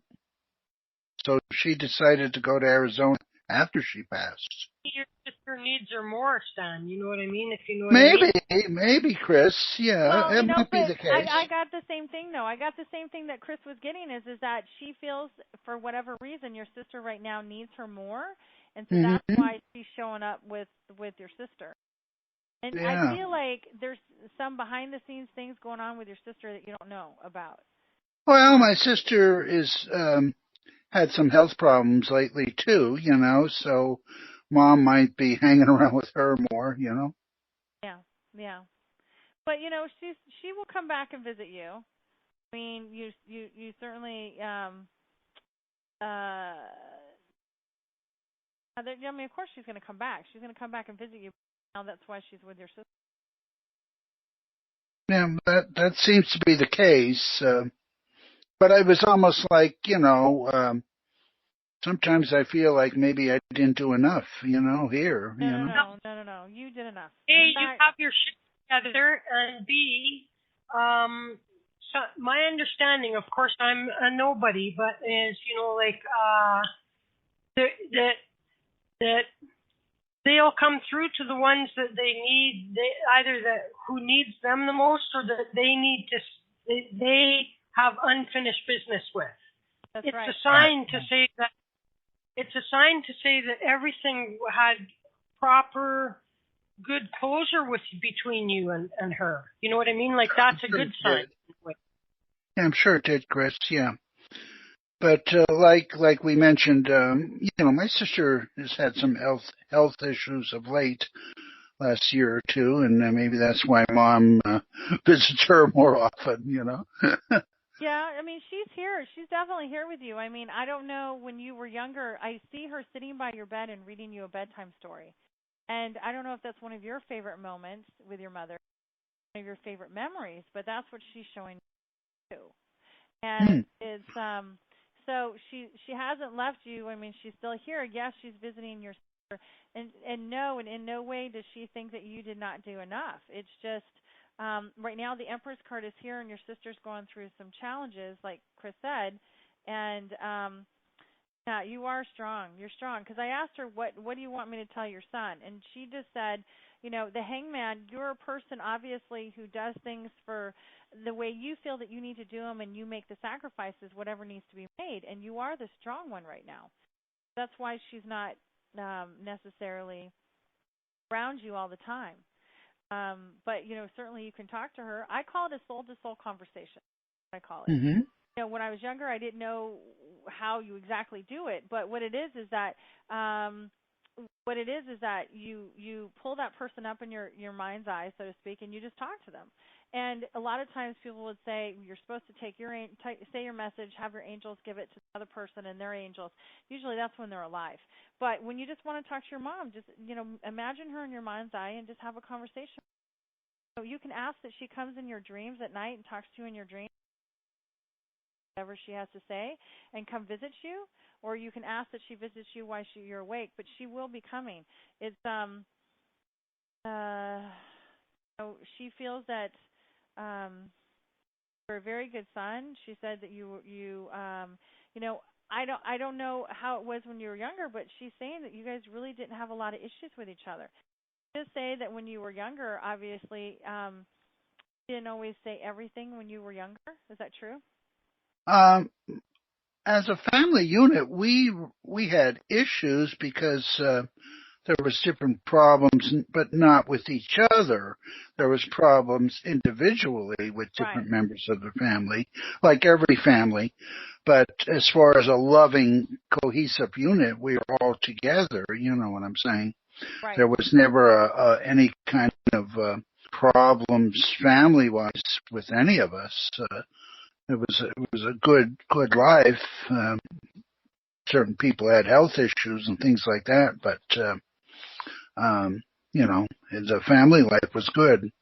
You hear so many problems with parents and children and not getting along, things like that. Having more problems, but our family was pretty cohesive, actually. Yeah, and she told me that with the Two of Wands, that you guys got along well. So, in that sense, she tells me she's going to come and visit you in a number 2. I don't think it's 2 hours. I think it's 2 weeks. All right. Well, that would be something to look forward to, I guess. When you do you see spirits, Stan, or do you hear? How do you connect? Do you hear? I hear mostly. I see more of the animal spirits around people, Chris. I get glimpses of people. Like, she's gonna be wearing blue. She's gonna be wearing blue. I don't know thank why you, Chris. Well, no, it's just so funny because when I always wanted her to go to Arizona because my sister had like one floor there, like that. When my mom, when she broke her hip and things, I'd take her out there for a month or two. But I wanted her to move out there with my sister, and my sister wanted to take her too. But she didn't want to leave home, and it was so much harder on everybody since she didn't want to leave. But now it seems like my sister sees her all the time. She's out there talking to my sister, and me being open to all this, she never comes around to me so much, so it's kind of funny. Funny. Well, let us be visiting you soon. Let us know. Thank you. Let us. I will. Thanks a lot. You're welcome. Thanks. Okay. We have either 3 or 4 people left to go, so just so you know, time-wise here. Oh, okay. I had no idea. I thought there was just 2. I know. They joined. That's why I keep saying, if people would come on at the beginning, I can time manage really well. And then usually once the readings get going, then people are like, yeah, I want to talk to her too, and so, which is fine. That's fine. We're going to go with Mary Margaret, then Popeye, then Carol. And then there might be an anonymous caller here. No, Mary Margaret, don't bail out. Stay. I'll do the reading. No, you don't. No. No, guys, I'll stay in overtime. Listen, I'll stay in overtime to do the readings. Okay. Oh, I'm sorry. Oh, changing mindy old lady. Well, it is a woman's prerogative, to change our minds. Well, thank you so much. Okay, what do you see for me, honey? Just in general. Let's do it, Jen. So, Mary, they're showing me the garden, and they're showing me snakes in the garden. So that's not a bad thing, okay? But I don't know if you're a big gardener and if you see snakes, but they tell me that you also have the healing qualities. And if you're not into flower essence, I see flower essence, and I'm not sure why I see that. So my mom was big on flowers. I like them, but I kill them. I don't mean to. So what? You kill flowers? Yeah, I don't mean to. I'm just not a green thumb. I don't either. I don't have a green thumb either. But I don't know why they're showing, I see this garden and I see snakes, and then it's like a garden snake, nothing like that. But then they show me, I don't know if it's something, as you said, you don't garden. So it's either a new hobby that's coming in for you that you've not done before, that you obviously, said you didn't have talent in, but it'd be something new that you're going to be trying. And it's, flower essence. It may not be flower essence, as it can be it's something fun, that's something you're going to enjoy doing, and something that's creative and something that's going to grow. So that's kind of what they're showing me. Okay. Now, on grow. the general thing, because that's just intuitively came from some frustration, has to do with some communication. 5, you've got some changes, but this self, you want some transformation. You want transformation is what they're telling me. Were you thinking about a move? Because that move is on hold. No, I'm moving forward with my crafts. Would that count? Like building a website and. Oh, good for you. So you're building a website. Well, that's interesting. Having it built. Okay, so you're starting a new project. There it is. Okay. Starting something new that you've not done before. That could be a hobby, something fun that's creative and outside of the box. Cool beans. Yeah, it is kind of, isn't it, Chris? So even though they showed me the garden and you don't do flowers, and they showed me this, the snakes, and the snakes have to do with, energy, healing energy, but you're doing a website. But they're showing me something new that you're on, and that, you're growing, you're doing a class. I'm doing like memorial things, angel lights and baby angel lights, and butterflies and dragonflies, that sort of thing. Well, then that would make sense. Is that they were showing me a garden? Okay. Dragonflies around. Okay, cool. Sorry. No. So are you going to be selling that on the website? Is what you're going to do? Yes, ma'am. It's fun. Are you using Wix, or who are you using? A friend is doing it for me, and it's going to be on. I think I'm going to use GoDaddy and WordPress. Okay, so I know how to. I do my own website in Wix, and so when you talk to GoDaddy, find out if you can do the shopping cart, and then see if they can hook you up to PayPal, so that you can shopping cart and it goes straight to PayPal, and then it goes right into your account. Okay, I think she said it did. She talked about the PayPal button. Okay. Don't forget, websites are available on IntuiTalks too, and they have the shopping cart and the PayPal and all that. I don't know cost-wise how that lines up, but it is cool. Okay, that's awesome. All okay. right. So, are you thinking about a new business or something new for work? Because I get work right here coming up. That's what I'm going to do with this, hopefully. It's going to be like a job. Oh, well, yeah, that's exactly what I thought it was going to go. So, interesting. I didn't say anything, but when you turned around and talked about websites, it said, well, that creatively you can create a new job doing that. But then I turned around and see the 3 of Cups, and that's the new job. And that's why I was asking about job. And then there's the King of Pentacles. You actually, and that's interesting. So here is the Knight of Pentacles upside down. So you also want to talk to some friends who own their own business. And I do think that you'll do well with the websites. It's the business part. Okay.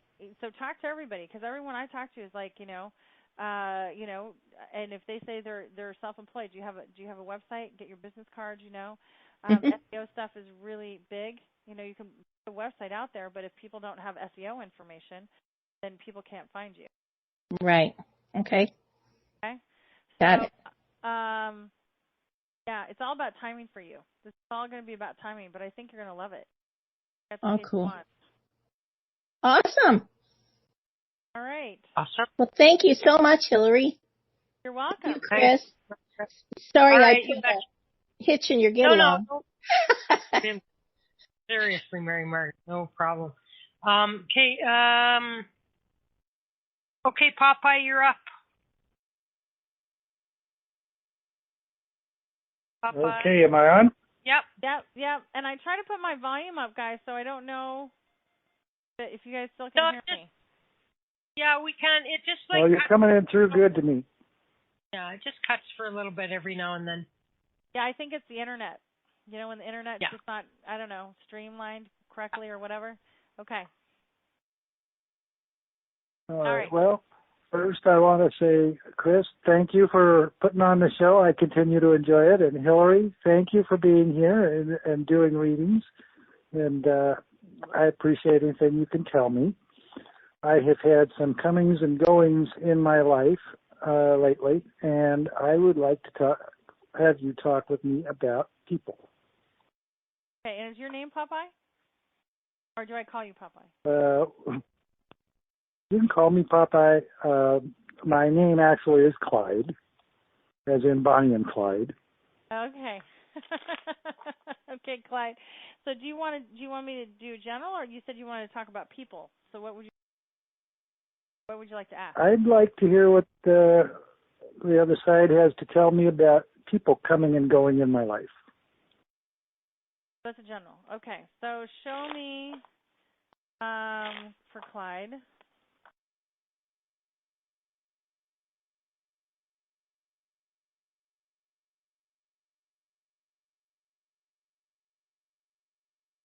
Well, you're starting to come into a place of empowerment. So as you're coming into a place of empowerment, you're also coming into a place of healing, and you're coming into a place of reorganization in your life, and you're also coming into a place of justice. So what do I mean by that? What I mean by that is you're reevaluating certain people in your life, friendships, and as we grow as people, as our vibration raises, and what do I mean by vibration? When we come into a place of happiness, when we come into a place of doing and being clear about who we are and what it is that we want, we start changing. And what happens is a lot of people sometimes get scared of growth, because when they go to a place of growth, they know that sometimes there's going to be loss and endings and new beginnings. And, you know, new beginnings sometimes are scary, but endings and letting people go sometimes are scary as well, right? So what happens is that you are growing, and this is good because the Magician card fell out, and that's the growing part. So what I tell people is that I had a guy on my show, on my radio show that I have on Tuesdays on Block Talk, and 7 o'clock, but Pacific time. But anyhow, and he was doing cellular music therapy. And he had said that we, to not have illness in our body, we have to be at a vibration of 6,400 megahertz. And the average person is at 300 megahertz, believe it or not. So what we're raising our vibration, we come into a place of happiness. So, I mean, just, you know, not getting into the technical all of it and how it is. And as you're changing yourself and changing the vibration and the state of being within yourself, vibrationally, people are going to raise with you, and they're going to start changing around you, and they don't know why they're changing, or they're going to shift out. And so that's what's going to happen. I can't tell you specifically who's coming and going unless you ask me those questions specifically, but I can say that your inner circle is going to start changing. It is going to be a place of happiness, but you are coming into a place of healing, a reorganization in your life, and evaluating, balance in your life. Reevaluating, you're starting to stand up and say, you know what? You're a giving person as well. You're a giving person, but you give so much. You're coming into a place where you want to start giving and receiving love. Sense? Does that resonate with you? Does that sound right? Yes, it very much does. Okay. So now you're saying, I'm not just giving love, love, love. I want to receive love, whether it is in a friendship role, whatever type of role it is. You're starting to come to a place and saying, I'm able and I'm ready and I want to receive. You're always giving, giving, giving. Now you're in a place that you want it to be reciprocal. That's what they're telling me. Spot on. Okay. That's what I see for you. Okay. And new friends are coming. And you're not going to lose your whole friendship base, just to let you know. It is going to shift. All right, great. Thank you very much. You're welcome. All right, thanks, Clyde. And so we lost, so we're down an anonymous, so we're going to go Carol and then Amy. And Kimber, if you're, anyone else I'm missing, let me know. So here comes Carol. Hi, Carol.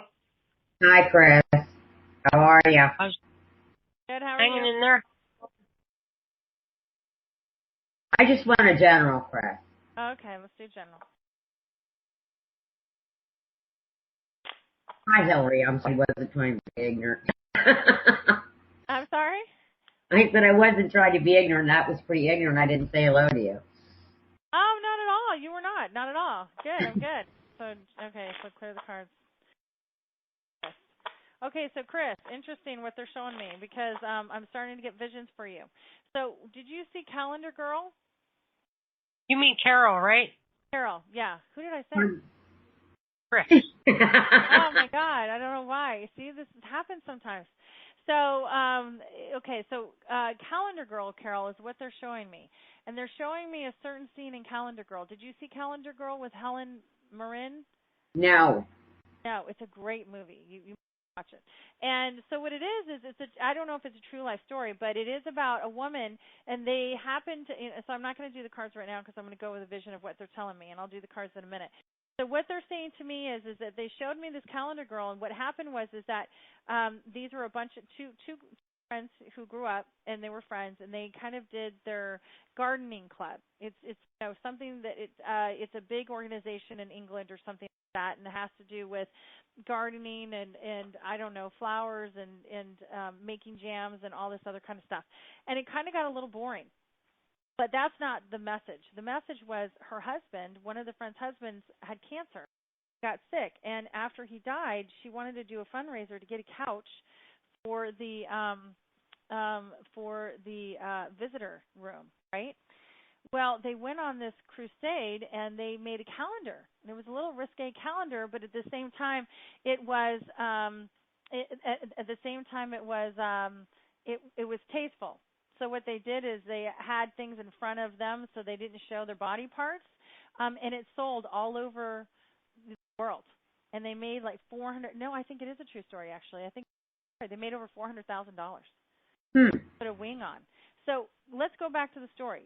What they showed me was that there's a friend that you have, because there's a friend here or a relationship that's being tested right now. And these two women had their friendship tested as well as the other woman had a relationship with her husband and her family tested. And that's kind of what they showed me. So if you don't currently have a relationship being tested now, it's either a relationship coming in, you will sail through it, you will get through it, or there is a change that's going on because obviously the organization was also tested. The woman in the organization who ran the organization was not very happy about the changes that were coming in because they were how things were done. You know, she wanted to stay with tradition, and these ladies wanted to kind of change things up even prior to all this stuff happening. They wanted some change. So change is coming about for you. That's kind of what they're showing me. And then at the end of the movie, they turn around and they started off, I can't remember, on top of the mountain doing Tai Chi, and they ended it with Tai Chi. But they show me you doing Tai Chi. So this comes and tells me that you're going to start some different practices for yourself, whether or not, I'm not saying that you're going to go do yoga, but something to help your health, okay? You may go do water aerobics. You may do walking. I see you doing something such as that. Have you thought about that or no? No. Okay, well, that's what they're showing me. Sometimes well, I believe you. Yeah, I don't know what to say, but that's kind of what they're showing me. Now, have you been wanting change in your life? Because that's what they're kind of saying. You know, you're just, I don't want to say ready for excitement, but you want something different. Well, yeah. That's kind of what they're telling me. So you wanted to, and I apologize, guys, that I had to go through the long, drawn-out version of it, but sometimes when they show me these visions and everything is Picasso for me, it's not as always clear, and I have to walk through it. So I have to walk through it so I can hear the spiritual message of me. Pardon? No apologies needed. Yeah, that's how it is with a reading. I mean, what you're seeing here is exactly how I read when you call me up for a reading. So what I normally start with is I normally do a grounding, which I already did before you guys called, and then the visions start flying in for that person, and then I do a past, present, future, and it's usually 5 minutes. It can go 15 minutes, and then I tell, just because I'm a conduit of spirit, whatever spirit wants to say to you, it's going to come right through. Sometimes it's what you want to talk about, sometimes it's not. And then you can say, well, that's great, I'll address that, and we'll go into that, or not, and then we'll go straight into your questions. So when I'm doing past, present, So I have to have you guys tell me. But that's the whole meat of what it was, is that you're looking for some, I don't want to say excitement, but certainly I do see a little bit of frustration around you, but that's the full card right here, and that's exactly what I was sitting here saying. You're ready for a new adventure. It's about the Hierophant upside down saying, what is the venture for you? What is it that you want to go explore? What is it that you want to go do? What's a new hobby that you want to do? Find out about, It's about you coming into a place of happiness for you. Does that make sense? Yeah. Okay. Do you have any questions? No. Okay. Well, I hope that was helpful. Okay. You'll have to let me know next time. I come the first Sunday of every month. If there's something that you took that you thought was fun or something that you wanted to try and what you thought about it. Okay. Okay? That sounds good. Yeah. All right. Thanks, Good Carol. talking to you. All right. And, okay, looks like good. Now we're back on track. Well, there's Linda calling in late, so maybe there's two more. We'll go get Amy, unless Linda's just listening, but we'll check with her after. Sorry.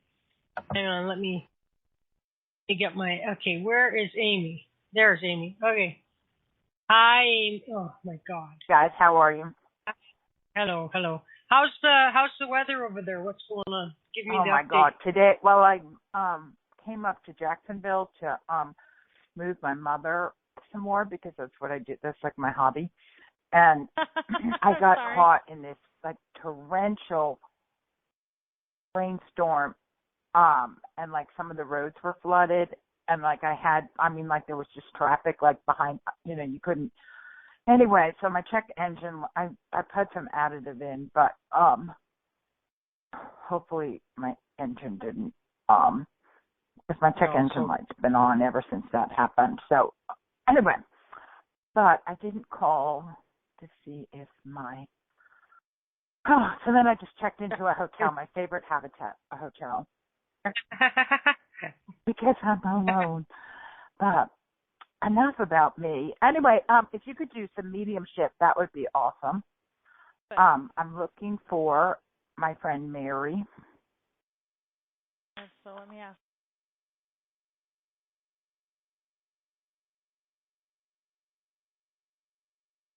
Can't hear you, Hillary. Oh, I'm just talking. I'm saying Mary, you come and talk to us, please. Yeah. Right. Yeah, I'm asking Mary. She's conjuring. Chris, she was conjuring. Yeah. Her lips were moving.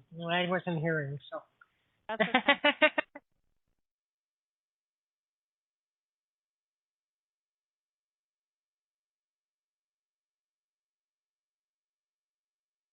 So I feel that you and Mary were very, very good friends, correct? Yes, for a very long time. Pardon? For a very long time. So you guys were like sisters, is what they're saying. You guys fought like cats and dogs, and then you guys really loved each other. You guys had each other's back, but you guys kind of were the girls where you would say stuff and you get frustrated with each other, but you wouldn't let anyone else talk bad about each other. True. I get. Okay. She is a tough girl. You mess with Mary. So, show me. Is that true? Because she's just not a girl to be messed with. Not that she didn't have her loving side. She did. So. Yeah. No, she was mean. She was mean. She's mean. She was tough. Yeah, they're showing me she was tough. So, so she wants to be here for you. She really wants to be here and help you through what you're going through right now. The Strength card is here, so she's like, she's kind of like watching for you. And I've been told that when one of our family members passes, and she is your family, right. One of our family members passes, and she's strong, man. I can feel her energy. Like, here it comes sometimes I feel like all woozy, like I want to just drop off the chair kind of thing, and her energy is really strong. So it's good. It's good. But what it is that sometimes we're told that family members are part of our guardian, that they kind of look out for us. And so you keep breaking up. I heard the part family members, they're there for work. She wants to be there. She wants to be there for me. that makes sense because I was ignoring her because I'm really pissed at her. As the okay. circumstances of her demise, but I decided to stop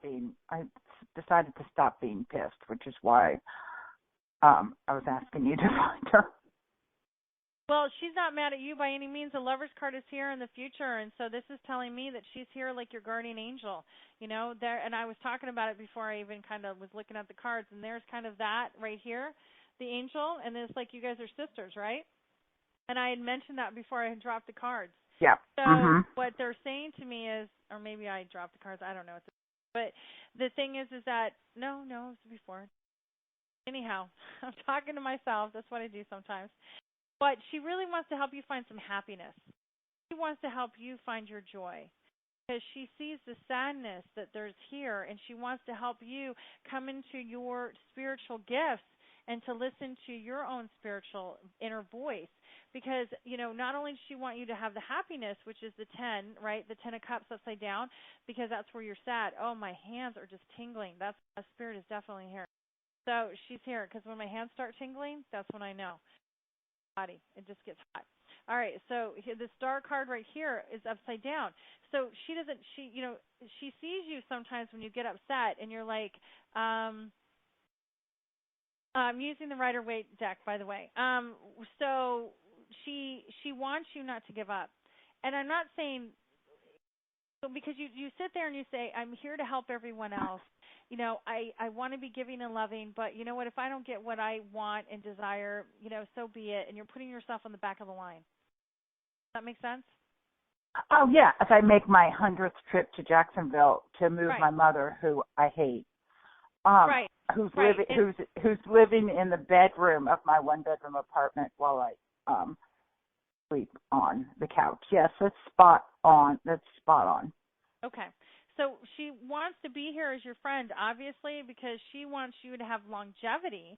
She wants you to have happiness, which is the Ace of Pentacles, right? Obviously, the money. There's the friendship card is the Six of Cups. She wants to bring some resources to you because you need some resources. When our cup is half empty and then we're getting pulled upon, our lives, we're just like tired and exhausted.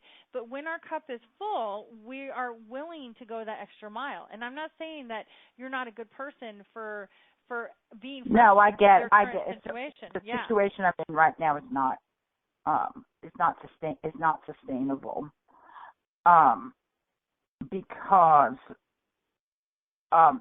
of that. Because I have no happiness. Because I have no everything you're saying. So it's about you coming to your place of happiness, but also having support. So here's your mother's not doing well, is she? It's a relative term. Okay. Well, what you do is you can look at home health care, but I know that is pricey, and you'll have to. She has home health care.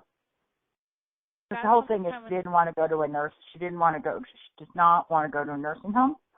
So she has home health care. She has home health care. Well, I understand. We just need to get more. We need to get more. Right. You may need to get more, but also the fact, like you said, you've been displaced. And I feel like this is really bringing up some childhood stuff. Big time because we don't have enough time we can make that a special show. Or you can call me off air and we can do a session too.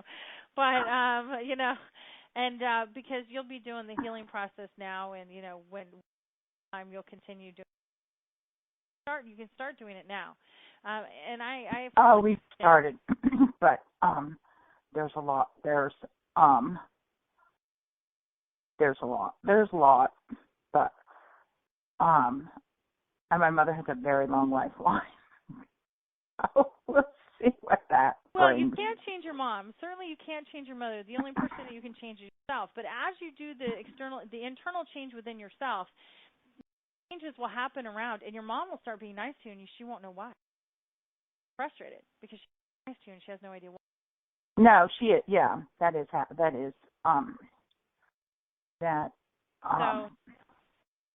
I'm making it a little worse than it is. But okay, but I'm sorry. I don't mean to interrupt. Everything so far is spot on. Okay. So that's what I'm seeing is you just need to have a little bit more resources, get some more home health care in there. Obviously, since you're displaced, you're going to have to figure out how to organize that.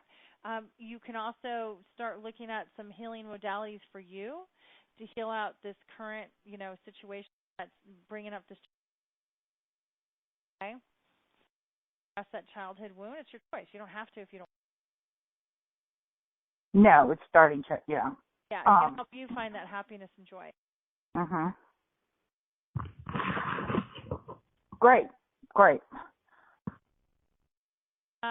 So I don't know if that was kind of the question of what you wanted to know, because I think I went. No, that was that. I mean, it's just it's been interesting because all of her, she lived in a different city. So when I went to her funeral, I became friends with some of her other friends, and they're all like, "Has she come to you yet? Has she come to you yet?" And it's like, no, because I just didn't even feel like dealing with it. But recently I've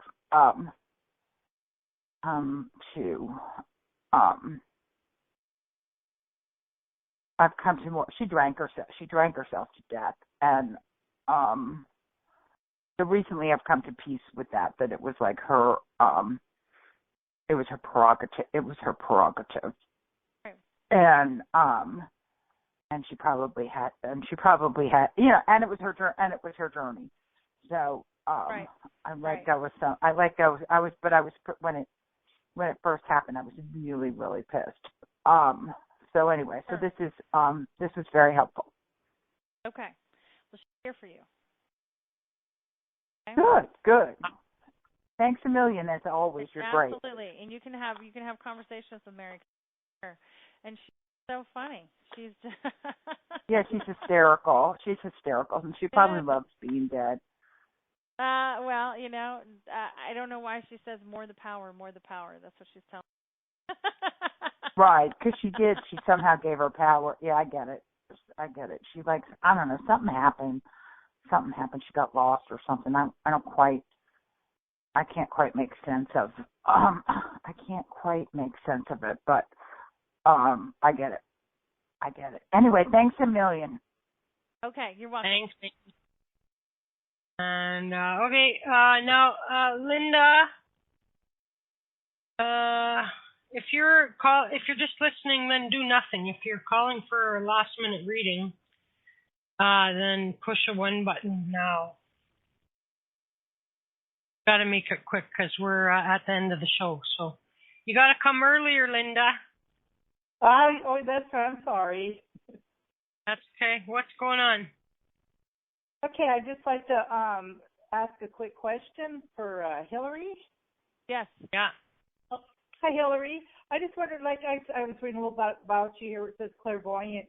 Are you I'm asking a question on my health? How does it look like that I'd be getting better, or am I stuck in the same place?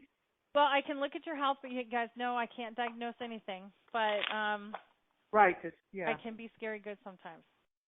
So I have to warn you, and I'm not saying that cocky. I'm just saying that how much do you want to see? That's what I'm telling you. If you don't want the answer, how much are you willing to see? Yeah. Don't be asking a question if you don't want to know the answer.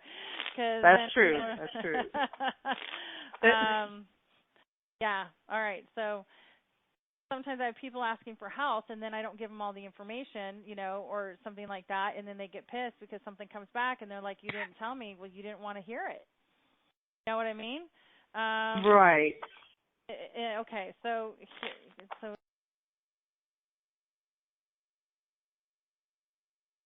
Or, I try to, I don't want to say minimize it, but I don't know how to explain it. I had a friend of mine, her daughter went into surgery. And I looked at her and I said, listen, it's going to be a major surgery out. And obviously I had to peel her off the ceiling. I'm like, she's going to get through it though. Okay. She's going to get through it. But, cause I probably minimized it a little bit more than that. And then she's like, it was a major surgery. She got through it. She had to have back surgery on her. Oh. It's Okay. just sometimes people can't always handle the. Now, I haven't laid down your card, so I'm not getting anything.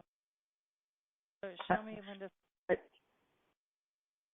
I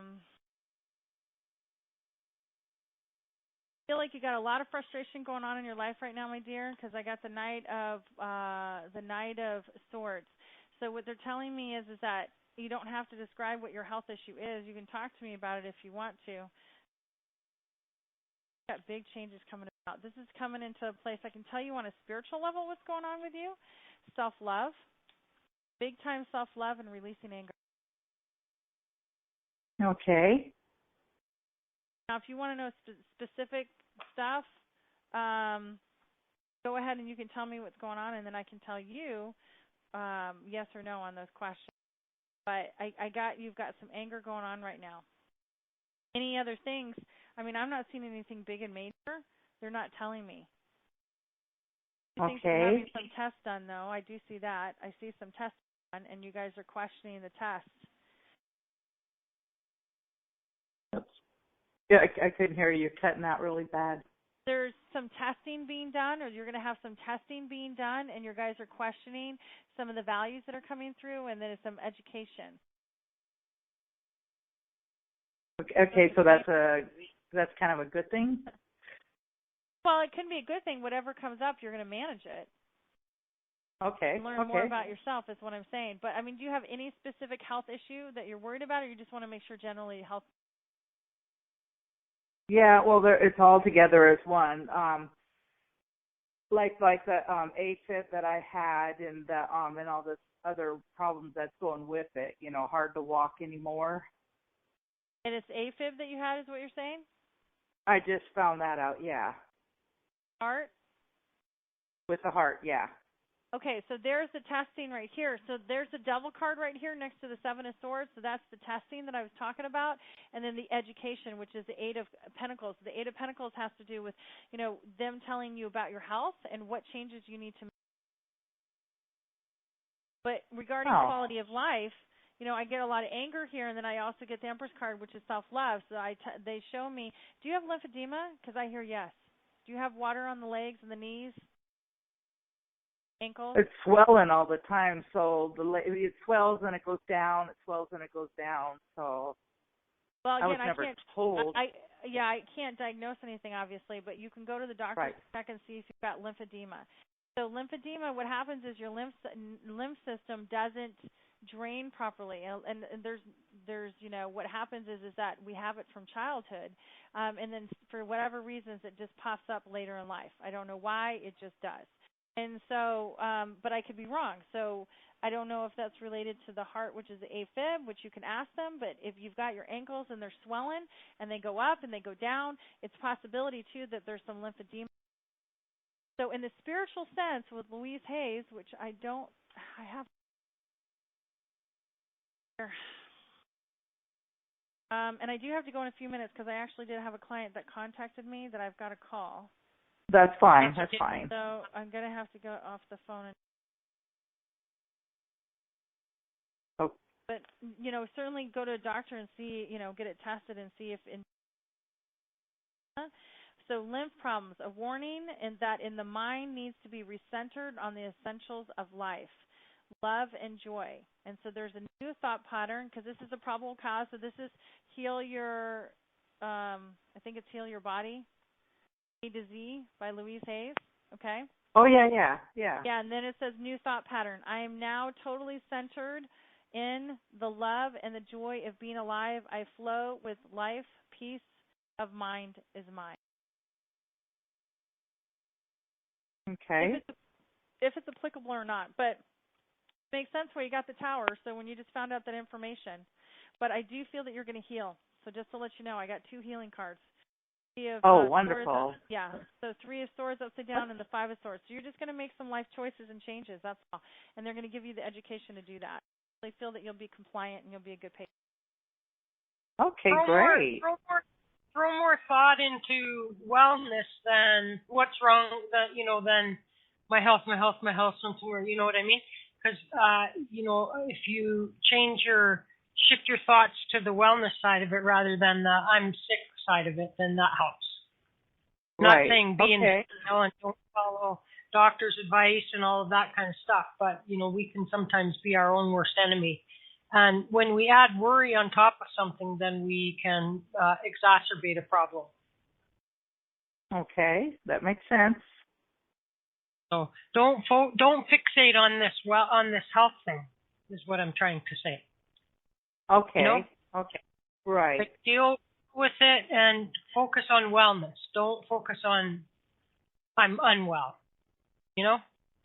Okay. All right. Okay. All right, thank Linda. you. Thanks. But take care. So you guys, you can get a hold of Hillary at www.askhillaryblack.com. Awesome show. Thanks a billion again, Hillary. And we will see you again. When will I see you again? You'll see me in a month. I don't know what date it is. And is Corrine want a reading? Because she said, oh, boy, sad. Oh, what? I didn't even know Corrine was. She came in at the last What minute. did you come in at 9:59, Corrine, and get a reading? Is that what you did? Do you have to get Tuesdays? She can come Tuesdays. What? Yeah, it's October 1st is the next. No, October 2nd. We'll see you on October 2nd. Yeah, you can go to Hillary's show too. You have a client you got to get to, Hillary. Is that it? I do. I've got a client I got to go. She just texted and said that she so I got to do a reading. Okay. All right. Charge time and a half to that person, okay? Okay. It's technically the holiday now on the East Coast. Just pretend that you're on the East Coast. I know you're on the Pacific. Yeah, that's true. Okay. Thanks, and Corrine, you can catch Hillary Tuesday at her show, and she'll probably be sure to make sure to take your call there if you don't want to wait for a month. So thank you, Hillary. Peace out. Thank you very much. Have a great Labor Day, and we'll talk to you in a month. You too. Thank you. All right. Bye-bye. All right. Take care. Bye-bye. Okay, kids. So I'm going to toss on a song, and we'll see where we're going to go from here. And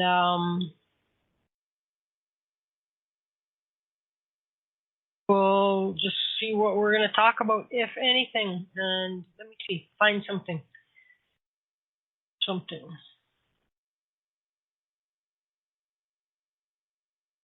No.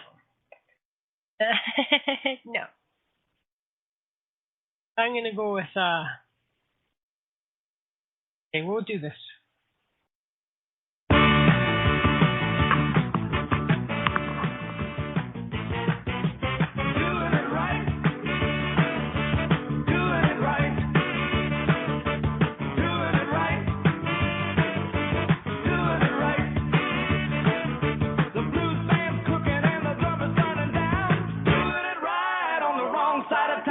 Right.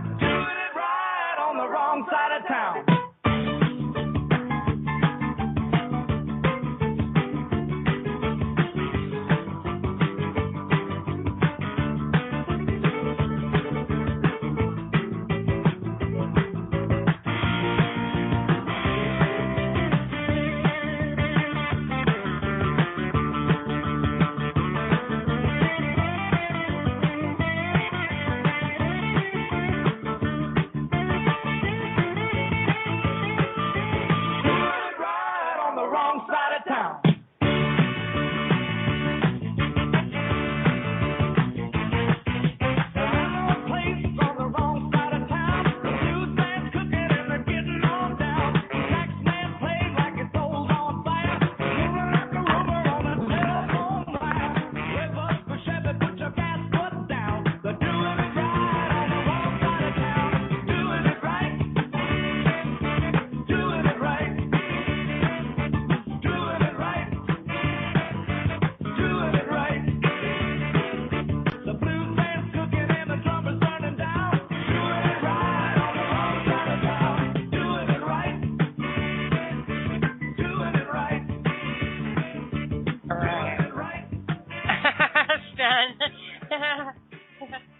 You're so bad, Stan.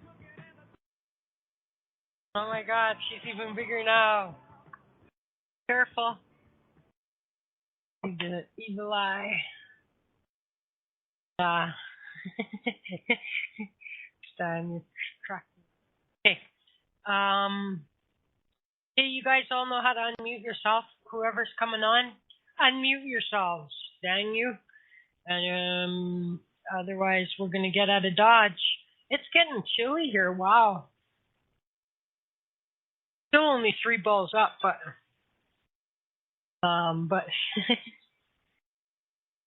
the kind of chilly. Okay, nobody. Okay, there's Stan. Hi, Stan. And there's Courtney. Hello. Okay. And so Amy and Mary Margaret are not here. Debs, I think, might be jumping in. So there. Okay. I'm interested to find out about because the day before the hurricane was going to hit or something like that, I was having some thought about like that. I want to get Amy to check her old place versus her new place in terms of. So I got some idea in my mind that she's going to be happy that she left that old place after the storm is done. And then so I wanted to. Then when I chatted with her, just neither place got hit. Neither place. Okay, so the weather wasn't worse in one place than the other. No, well, other than today when the weather was when I came. When I tried to come up here to Jacksonville, the weather was there was like flash flooding. But the hurricane was where the hurricane hit was sort of like on the northern west coast. Well, hopefully when things dry out, your engine light will go off. You know what I mean? Probably just got some wires.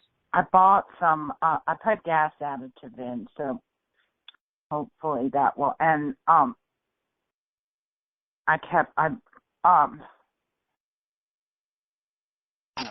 don't know. It was just bizarre, but hopefully it'll be okay. Otherwise, I don't have to work. Otherwise, I'll just get my Mercedes early.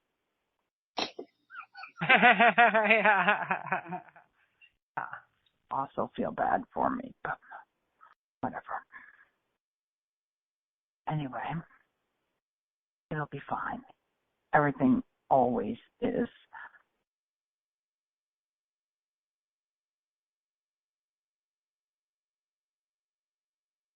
Okay. It's an end. Usually you go that end. Yeah. No, it'll be fine. Yeah, it'll be fine.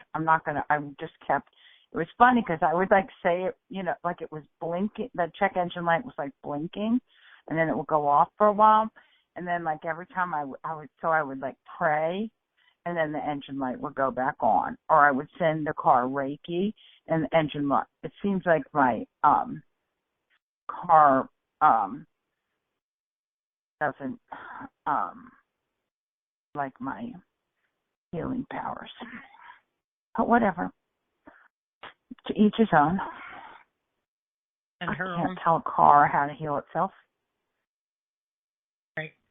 Probably because my intentions were selfish. It could read that my intentions were selfish. I could give a shit about the car. You could get a dragonfly. How far away from the beach are you, Amy? Now? Now I'm, now I live in Winter Park. You know where that is? No. It's like the northern part of Orlando. You're down by Orlando. Okay. Oh yeah, I moved to Orlando. I guess you've been away for a while. Yeah, I used to be oceanfront, and then I moved That's what I thought. Yeah, and then I moved to Orlando because our investor wanted me to live in Orlando. Then our investor pulled out. Well, you're talking about Jacksonville, and Jacksonville is up on the coast too, right on. Yeah, and that's where I used to not live in Jacksonville anymore. But I am in Jacksonville tonight, but I'm in a hotel. But now I live in Winter Park. It's just north of Orlando. It's quite nice. It's nice. It's fun. It's fun. Mm-hmm. Yep. Right, so there we go. That's that. Is that all we got to say tonight, guys? Or is that all we have? Where did everybody else go? Where's Deb? Where is everyone? I'm here. I actually have a story to tell, but I'm waiting for you guys to finish with yours. Corrine. Okay. Shut up. My story isn't even remotely interesting. We don't care. Tell me to shut up. Let me stop recording. So tomorrow, Nick Fox is here tomorrow, 10 p.m. Eastern. Thank you, archive listeners, and we'll be back then.